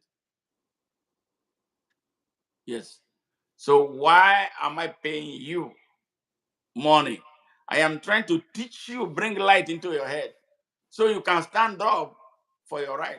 Stand up to your government. You know, now he started, the message I was sending to him, he sent to the Fulani boy. That one sent me a message that he got my message. You know, like a threat. Early morning when I woke up yesterday morning, I received that message like a threat. So I tried to find out who this person was. I said, who are you? And then I went to WhatsApp to see if we belong to any group together. That was where I caught him because I would never have known that he was the one. So I saw the platform he created for Open Nigeria for ABU. He was an admin and I was admin. Then there was another platform he created, you know. So that was why I was able to decode that, oh, this is Shaibu. Yeah, that's his name, Shaibu, Fulani boy. So I don't want to make a blanket statement that all Fulanis are bad. But that horrified me. And that gave credence, though there are some Fulanis that cannot be truly trusted. Of all that I did for this young man, he was insulting me, even like make me look like I was Mugu. But he's the Mugu. I tested him, he failed. And now I've closed the road for any Nigerian young person coming to ask me for help. I will not. You have Well, to prove yourself. I know a Yes. lot of good Fulani. Yes. There are many, many good ones amongst them. I know a lot. I know some too. I know one. But Yes. their voice Yes. has been muffled by the very bad ones. Wow. The bad ones want Nigeria in their pocket. They want to be Nigeria. They want to determine what happens in Nigeria. Mm. So when I say Fulani, I add all of them because if you are good, let's hear your voice. If your voice is not loud enough, then you are not good enough. Because we can't have this country together and I am subservient to you. Yeah. I will only be a good Nigerian if I take orders from you. That's not going to happen. Yeah. I'm a full Nigerian.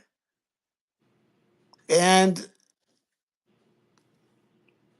I will say what I want to say regardless. If it's in religion, I was born Catholic, I was an altar boy, I served mass and so on.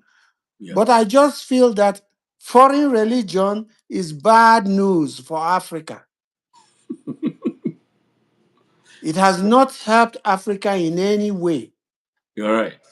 you know. And when we get to heaven, maybe we will see those that it helped. But until then, let's just deal with earth.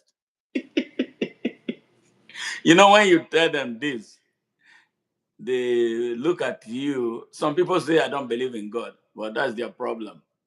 I don't owe anybody any explanation for how I see God. I see God from the standpoint of an African, and that is my view. So if you want to be a stranger, that is your problem. But And I'm not gonna. I will not Yes, argue with anybody on the book that they wrote. yes, That is their book. It yes, cannot be the standard of me, but in the book of so it was written. No, we were not going to discuss. That's your book. yes. That is your book. I don't want to hear about your book. I don't care about what your book says. Yes. Very good. Very good. One major question: what is trending right now politically? I don't believe in it, but it's something that we have to talk about. They are talking about 2027, but 2023 was unresolved, and we had an election that was inconclusive. Everybody was voting. We thought that was going to be a ballot revolution. Midway into the election, servers were turned off. Everything that was set to work right started failing. And at the end of the day, we had an election that was messed up. And then the result was announced when Nigerians went to sleep. Nigerians woke up and could not raise a finger. Nigerians woke up and could not raise a finger to ask why. Nigerians could not rage. Now they resorted to praying, and then they resorted that, okay, judiciary, all eyes on judiciary. We were singing all eyes on judiciary. The moment came, the judiciary did what they knew best. The Nigerian corrupt judiciary awarded judgment to the highest bidder, the man who paid them, and whom some people had put together. I remember Saad, the fake Fulani Sultan in Sokoto, threatening Nigeria that no human being, nobody, no group of person can stop the inauguration of Bola Ahmed Tinubu. So how can you speak to that election? And then what they are talking about, building a coalition ahead of 2023. And then you look at the people in the coalition. There is El-Rufai, there is Atiku Abubakar, there is David Mark, and there is all these crazy people with a terrible team. But sadly, our brother, our friend, our Peter Obi find himself in that coalition. Do you think, summarily, is in a good neighborhood? What has somebody who preaches good to do with the evil people in a political party? What is that supposed to bring for our Nigeria? My position is this. I'm not, because it will be a waste of energy to talk about 2023. What I want to know, if at the time of election, any political party has a Fulani in a significant contesting role, then I will know that Hausa are the cause of their own problem, Mhm. and that they are irretrievably in the dumps. Because I know in Nigeria, if you bring Angel Gabriel and add some other angel to run this constitution we have, it will still be a failure. There is nothing that the Nigerian constitution can do for Nigeria. What if they bring Chukwu Okika Abiyama? To run Nigerian constitution, it still will fail.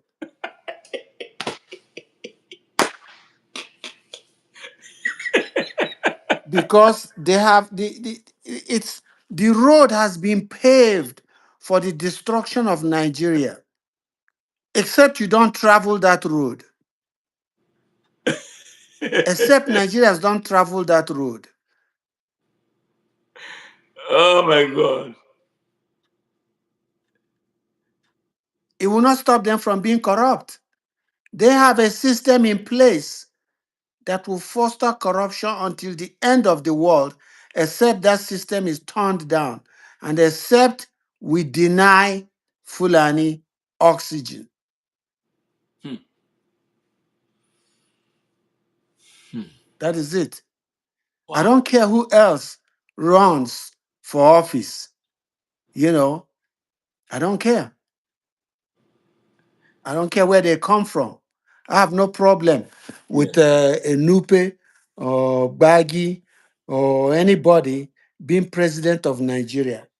I just don't want them in office. I don't want Nigeria to consider El-Rufai for anything, to consider Atiku for anything. It will be more of the same. Especially with so much blood in their hands. If people who we see fellow countrymen murdered and they don't say anything. For 8 years that El-Rufai was governor of Kaduna State, he was allowing the massacre of the people they call Southern Kaduna people. And now, all of a sudden, he wants to be what? And then at the end of his tenure, when he was handing over, he made a video, 14-minute video, detailing how they plan to Islamize the politics of Nigeria with Bola Ahmed Tinubu. Now, by the way, a country as big, as diverse as Nigeria, the best, their president is a drug dealer or was a drug dealer who was prosecuted here in the United States, found guilty, and that he was made to pay reparation of nearly 500,000 US dollars. He was one of those who ravaged Indiana, Gary, Indiana. Gary, Indiana, you need to visit there. I visited there. I nearly cried. That town is desolate. That's where Drugs. Michael Jackson was born. Yeah, that was where he was born. That's the hometown of Michael Jackson. That town is ravaged. It will never. It will take generations before that place will be Gary anymore. Drugs. Bola Ahmed Tinubu operated there as a drug dealer. America collected money from him and then allowed him to go to Nigeria. He got to Nigeria, he became a senator. From being a senator, he became a governor for 2 terms, 8 years of Lagos State, the richest state in Nigeria. Trillions of naira come into that Lagos every day. But if you know Lagos, you go to the hinterland of Lagos, you will cry and begin to ask yourself, is this Lagos? Yes. But he was president. He collected two, maybe 1/4 of the time, not two, belongs to him. He's in charge of everything. He amassed so much money to take on Nigeria, bought our military, bought our judiciary, bought all traditional rulers, especially the fake big ones. And then all our strategic institutions became compromised because of him. He rode on the seat of the presidency of Nigeria. Painful enough. Then the one that is his vice, terrorist with ties to Boko Haram, known. The man who masterminded the attack on the United Nations building in 2011 in Nigeria was arrested in his house. Aminu Sokoto was arrested in Kashin Shettima's house. Most painfully, the ex-governor of Zamfara State, Dr. Bello Matawale, is the Minister of Defense. Bandit. He had a bandit or whatever the ones they call bandit that we don't agree with. He gave them a place to stay in the state house. And he was buying them operational vehicles with which they were kidnapping, raping, and robbing Nigerians. And they're digging gold illegally and selling. Can you speak to this issue? And after you speak to that issue, we speak to the oil production in the Niger Delta and the environmental degradation. So with that, we will end this whole thing. Speak on this one first. It's so painful to be. Well, that's why sometimes I'm I'd worried. rather we leave that for I would rather we leave that for another day, Yeah, because I'm boiling inside, and absolutely. we should do more of this, Yes, and try to talk to Nigerians. There are absolutely. so many areas to cover. We can't cover them in one Well, day. we're not going to cover everything, Yes, I but suggest that. okay, okay. Yes. All right. On a general note, there are a lot of Nigerians jumping in now. Young Nigerians are here. Speak to this generation of young people. Tell them about citizenship, their rights to the citizenship of Nigeria, and their responsibilities as citizens of Nigeria. I mean, talk about the monetization of everything in Nigeria. Why money is what drives them. They don't understand when to make a distinction between the struggle for fight for country, country, my position, my future in a country. And I know I'm hopefully going to have children. What is the future of my children? What kind of future do I envision for these children that I'm going to bring? Some of them already have a lot of them born into poverty, and they are goofing around, not knowing the consequences of some of the things that they do. Well, let's not even reinvent the wheel. Yeah. Let's look at the way the Jewish angle works. Mhm. Nigerians in diaspora have a serious responsibility to organize and bring attention of the world to the political climate in Nigeria. They cannot just be content with going to work, making a living here, and being comfortable and not worrying about what is happening at home. It is not about dressing in native regalia and going to select one day to dance, and everybody with a red cap and a tusk in his hand and wearing beads on their neck and trying to be, these are people who take the 405 freeway like ordinary Americans working, but on some days of the month, they want to come and lord over their people. We want Nigerians in diaspora to organize and bring the attention of the world to the economic climate and the political climate in Nigeria. If Nigeria is not rescued, Africa will remain in the dark. If we have friends of Africa in the West, let's work with them to galvanize their governments to take an interest in what is right and proper in Nigeria. You can't be killing people like the way they do in Nigeria and nothing is happening. We are not Israel, all right, and neither are we Serbia or Bosnia or Herzegovina or whatever they call them like that, Yeah. where America will respond. We have to get countries in the West to work with us to try to change things in Nigeria. The people in Nigeria are hamstrung. Their hands are tied. They have a military machinery breathing down their necks. They cannot express their views freely, And this continues. One thing I know is that the access to guns in Nigeria is more now than it was, say, 10 years ago. It will continue to increase. A day will come when the Nigerian army will be faced with attacks from all fronts. But they cannot use our military arsenal to oppress us, to oppress the Nigerian people. There's so much oppression going on there. And if you look at the young people you are complaining about, cut them some slacks. These people have been turned into desperados.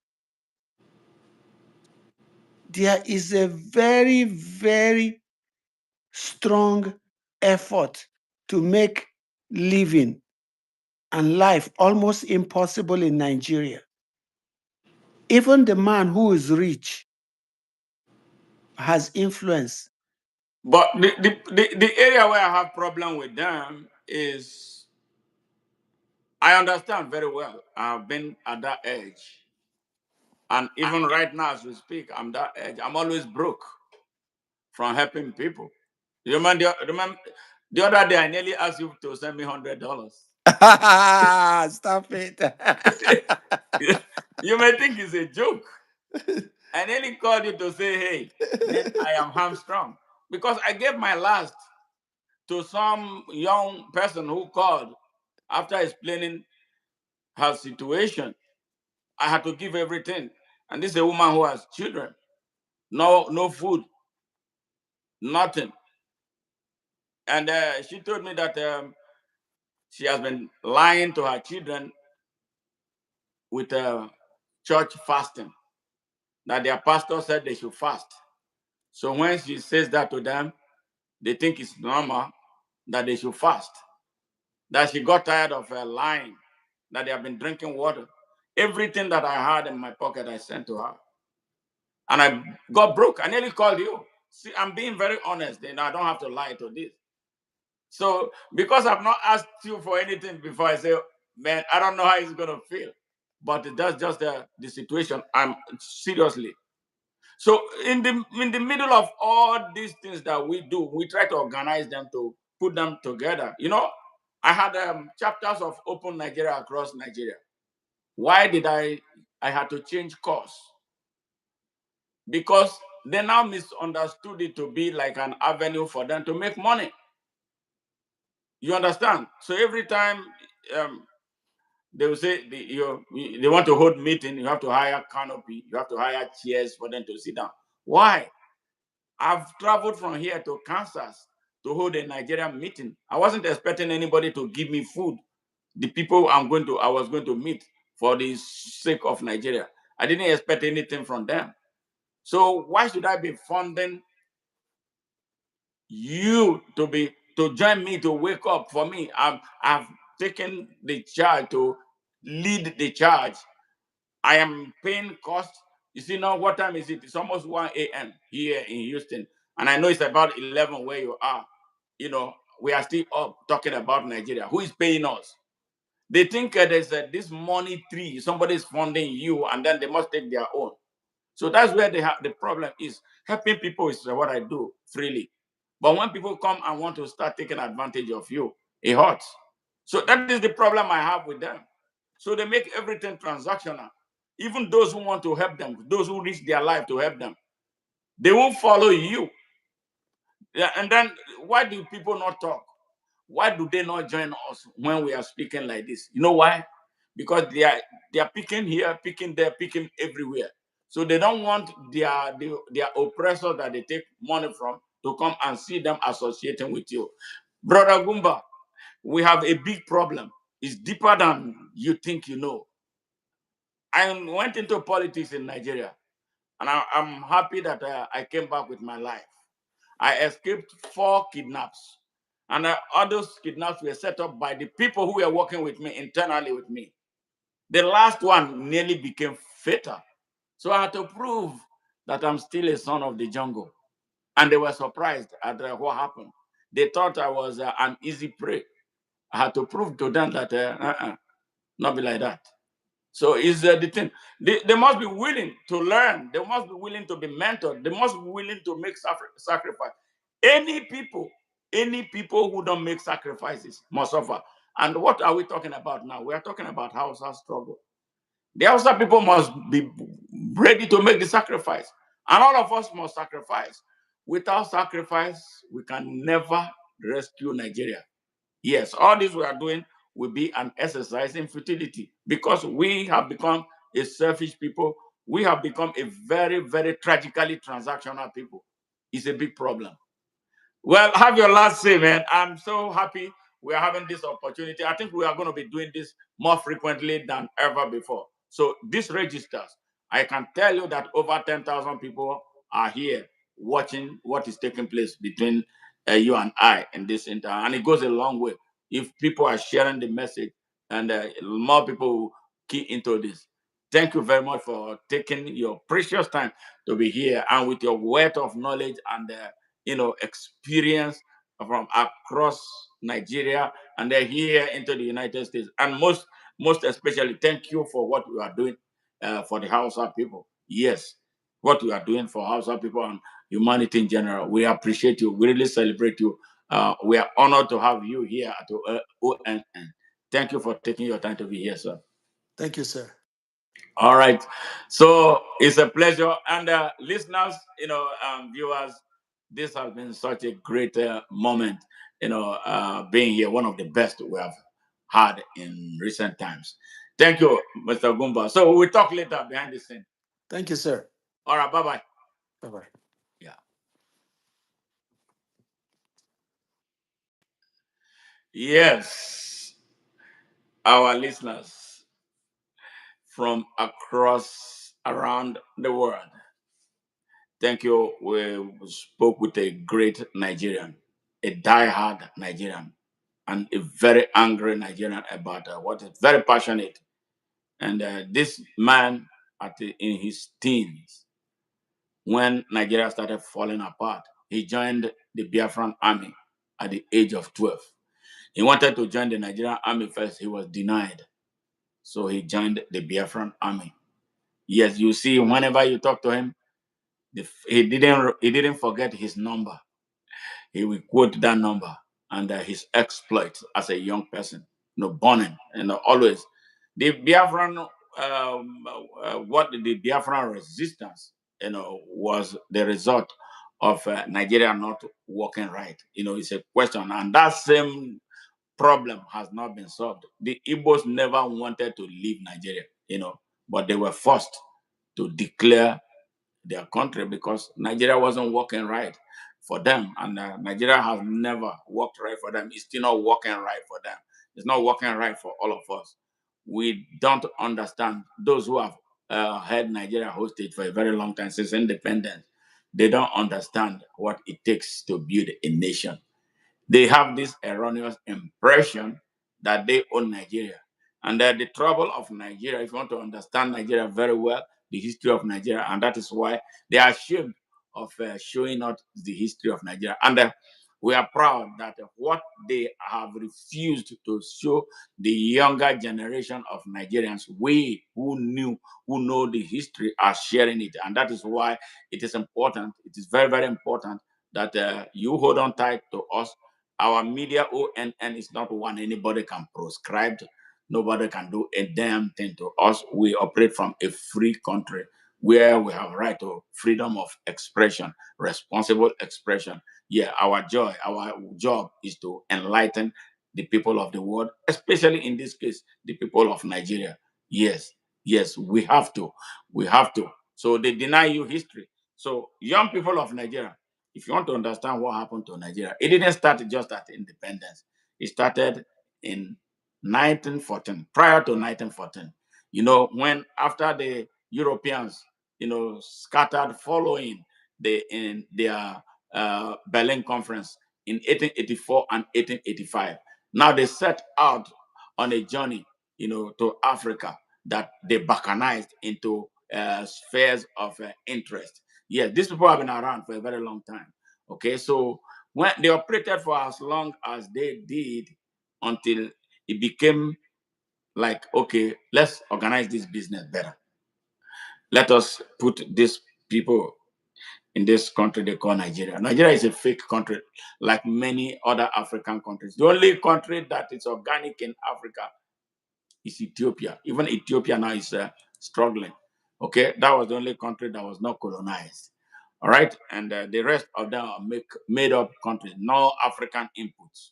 It's not all of us. Yes, yes, yes. So now is this. If you want to understand the history of Nigeria, go back. Start from 1914, the year of amalgamation. Look at those black people who signed the treaty, amalgamation treaty of what became Nigeria. There were 6 of them. Out of the 6, 2 were Fulanis, 2 were Yorubas, 1 was Kanuri, the Shehu of Borno, and then the other one was the Obong of Calabar. 6 of them. 6. All right. So if it was 6 of them versus 22 Britons, yes, 6 of what became Nigeria, 6 persons among what became Nigeria, from what became Nigeria, and the 22 Britons. Okay, if you heard about the Royal Niger Company, and you will understand what I'm talking about. So they decided to organize the country. All right, this was years after the abolition of slavery, when they decided to enslave the African people in their countries, all right, in their own domain. That helped them cut cost. They didn't have to pay the cost of ferrying people across the Atlantic. Okay, and then now enslave them, exploit them, take their mineral resources, take their timber, take everything, with them working for them as cheap laborers. Okay, so you understand this trajectory. Okay, 6 persons. So once they signed, and this amalgamation treaty was signed in Zungeru, in present-day Niger State. I think they preserve that place where the amalgamation treaty was signed. And this was years before Nnamdi Azikiwe was born. 1914. Okay, he was born in 1905. So about How many? A few years old. Yes, Awolowo was born in 1909. All right, those who later became Nigerian leaders. Okay, so they put down these 6 people who were to be Nigerian. They had close connection. They became families. All right.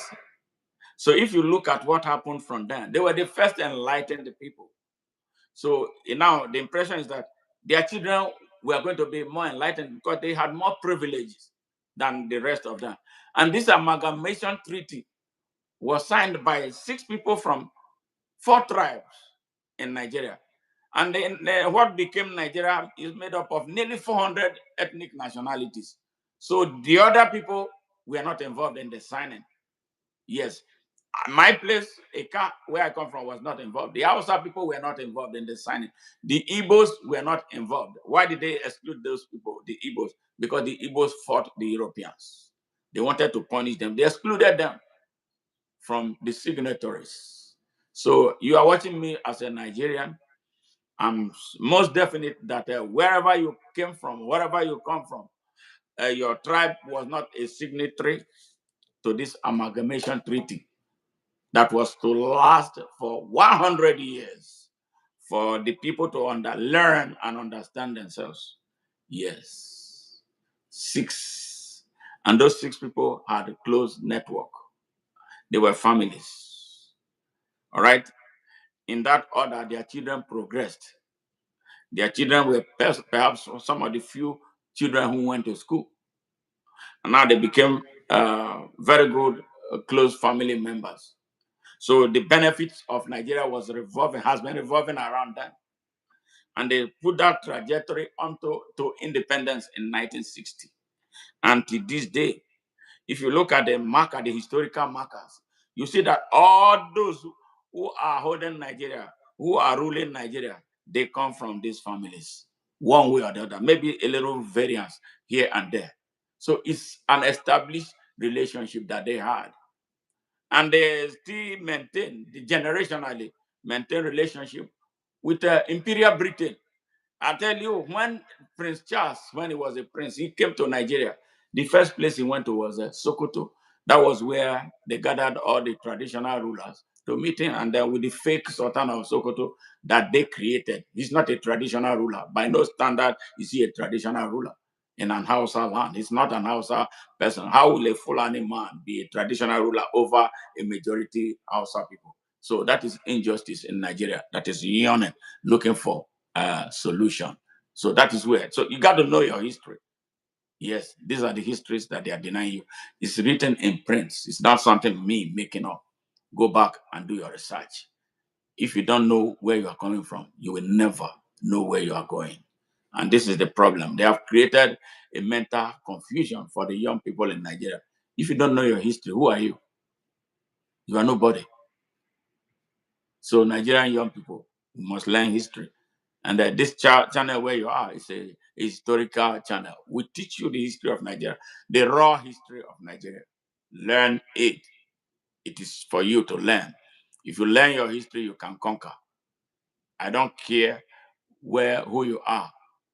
You got to go back and learn that history. And that will help you navigate, ask a lot of questions that I've been begging for answers about Nigeria. And that you'll be a better Nigerian. You'll be better armed to defend Nigeria, to demand for your space in Nigeria, to demand your rights, to understand that there are some people, yes, these families who think that they own Nigeria. And that is the air of arrogance some Fulanis have, that they own Nigeria. If you speak to them, some of them, they will tell you that they are the owners of Nigeria.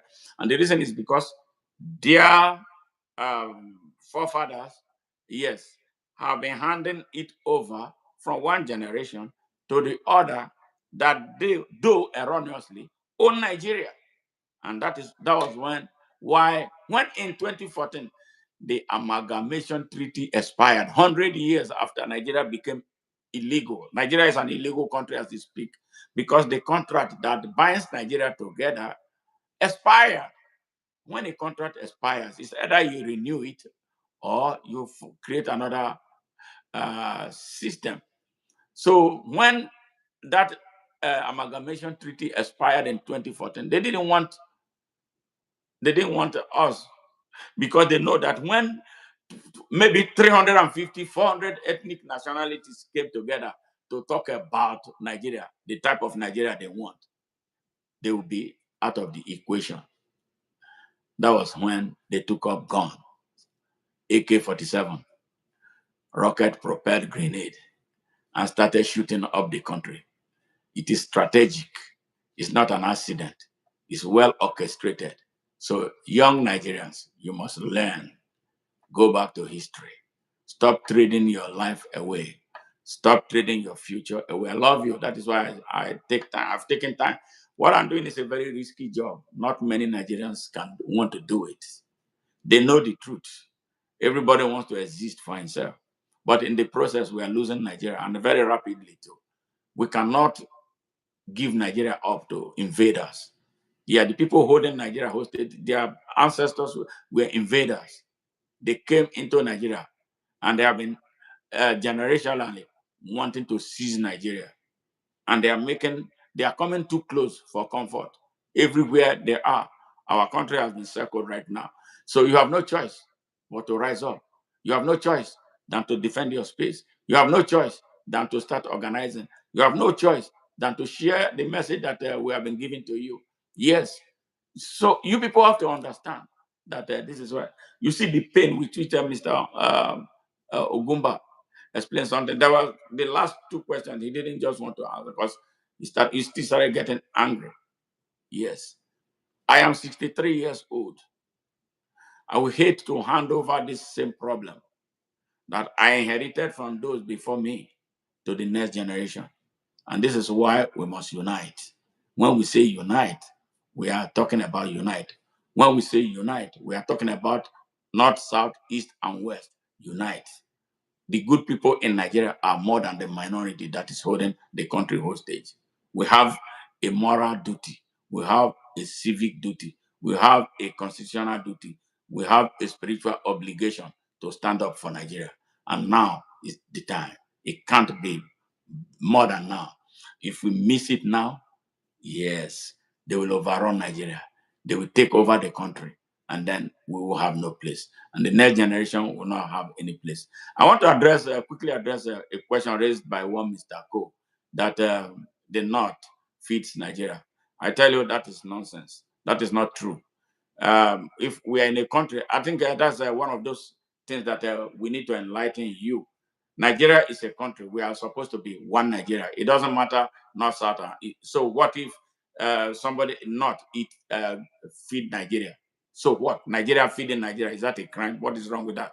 There's nothing. Again, that is the part of what you inherited that you do not understand. That the country ought to be one. Yes. And I live in America. I've never heard about Northern America. Uh, every state in the United States has something that is unique. Texas is oil, cattle, granite. Florida is orange. So all the orange juice that people consume in the United States, majority of them come from Florida.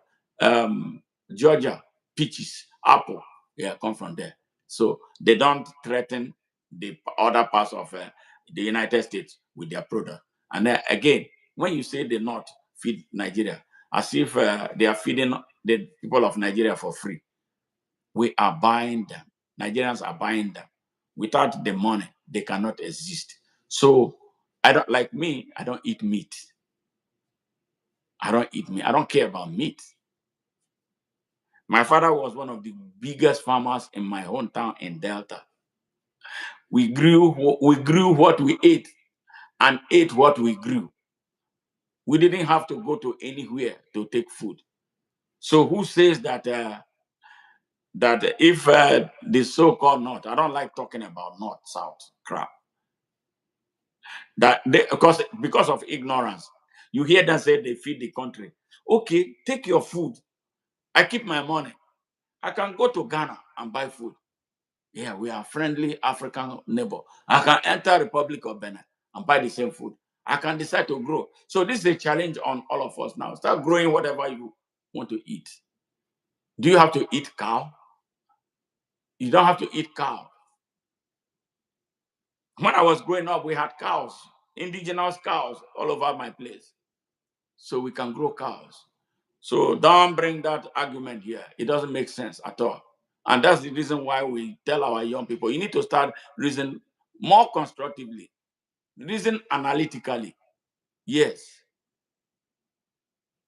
You are not serious.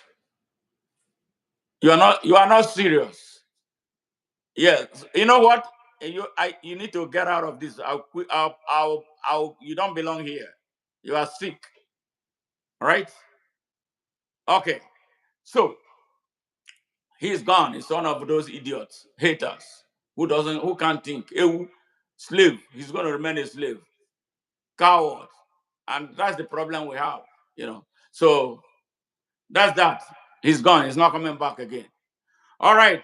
The young people of Nigeria, I love you guys. I don't care where you come from, but my own, sometimes I tell you the harsh truth. Yes. Yes. Yes. So we tell you the harsh truth. You need to wake up. Your country is being taken away from you. And then politicians from your various places are accomplices of evil. They keep quiet when all these are going wrong. And that is why you should, going forward, be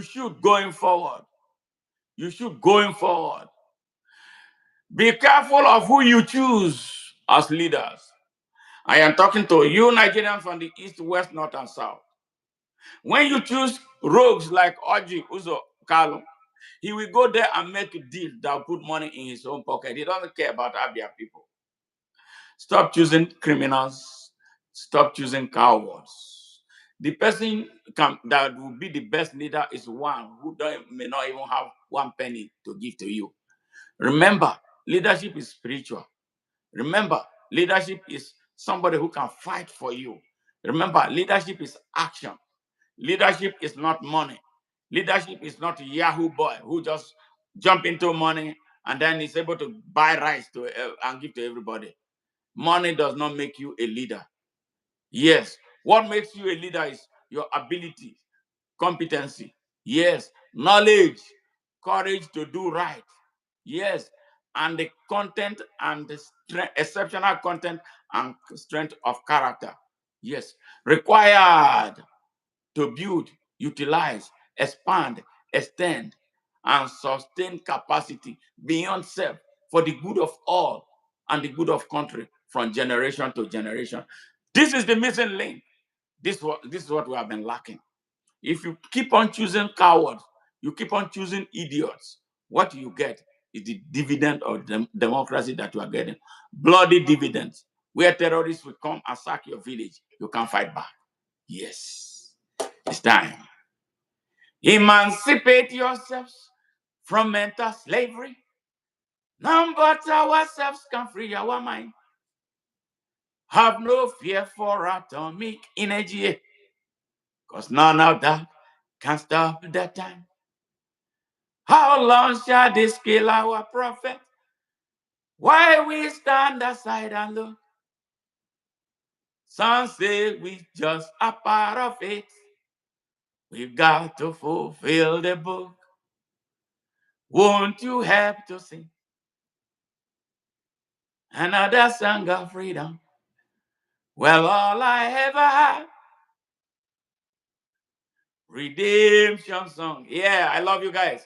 Now, on a final note, if you joined us here for the very first time, you are a Nigerian, you are a Jamaican, you are an Ivorian, you are from Burkina Faso. Yeah, great land of honorable people. Yes, Ibrahim Traore and the driver's seat. You are from Ghana, from wherever, from the United States. You love what we do. Please subscribe to our channel. And because we do a lot of things, we support people from across Nigeria and Africa, and we are expanding our scope. And if you want to support us, send us super thanks. Yes, send us gifts to help the indigent and to expand our message. to procure materials that will help us spread this word on all corners of the earth. Remember, we are a global movement for peace, justice, and security. I can't thank you enough for being part of this dream. Bye for now, and I love you guys. Bye-bye.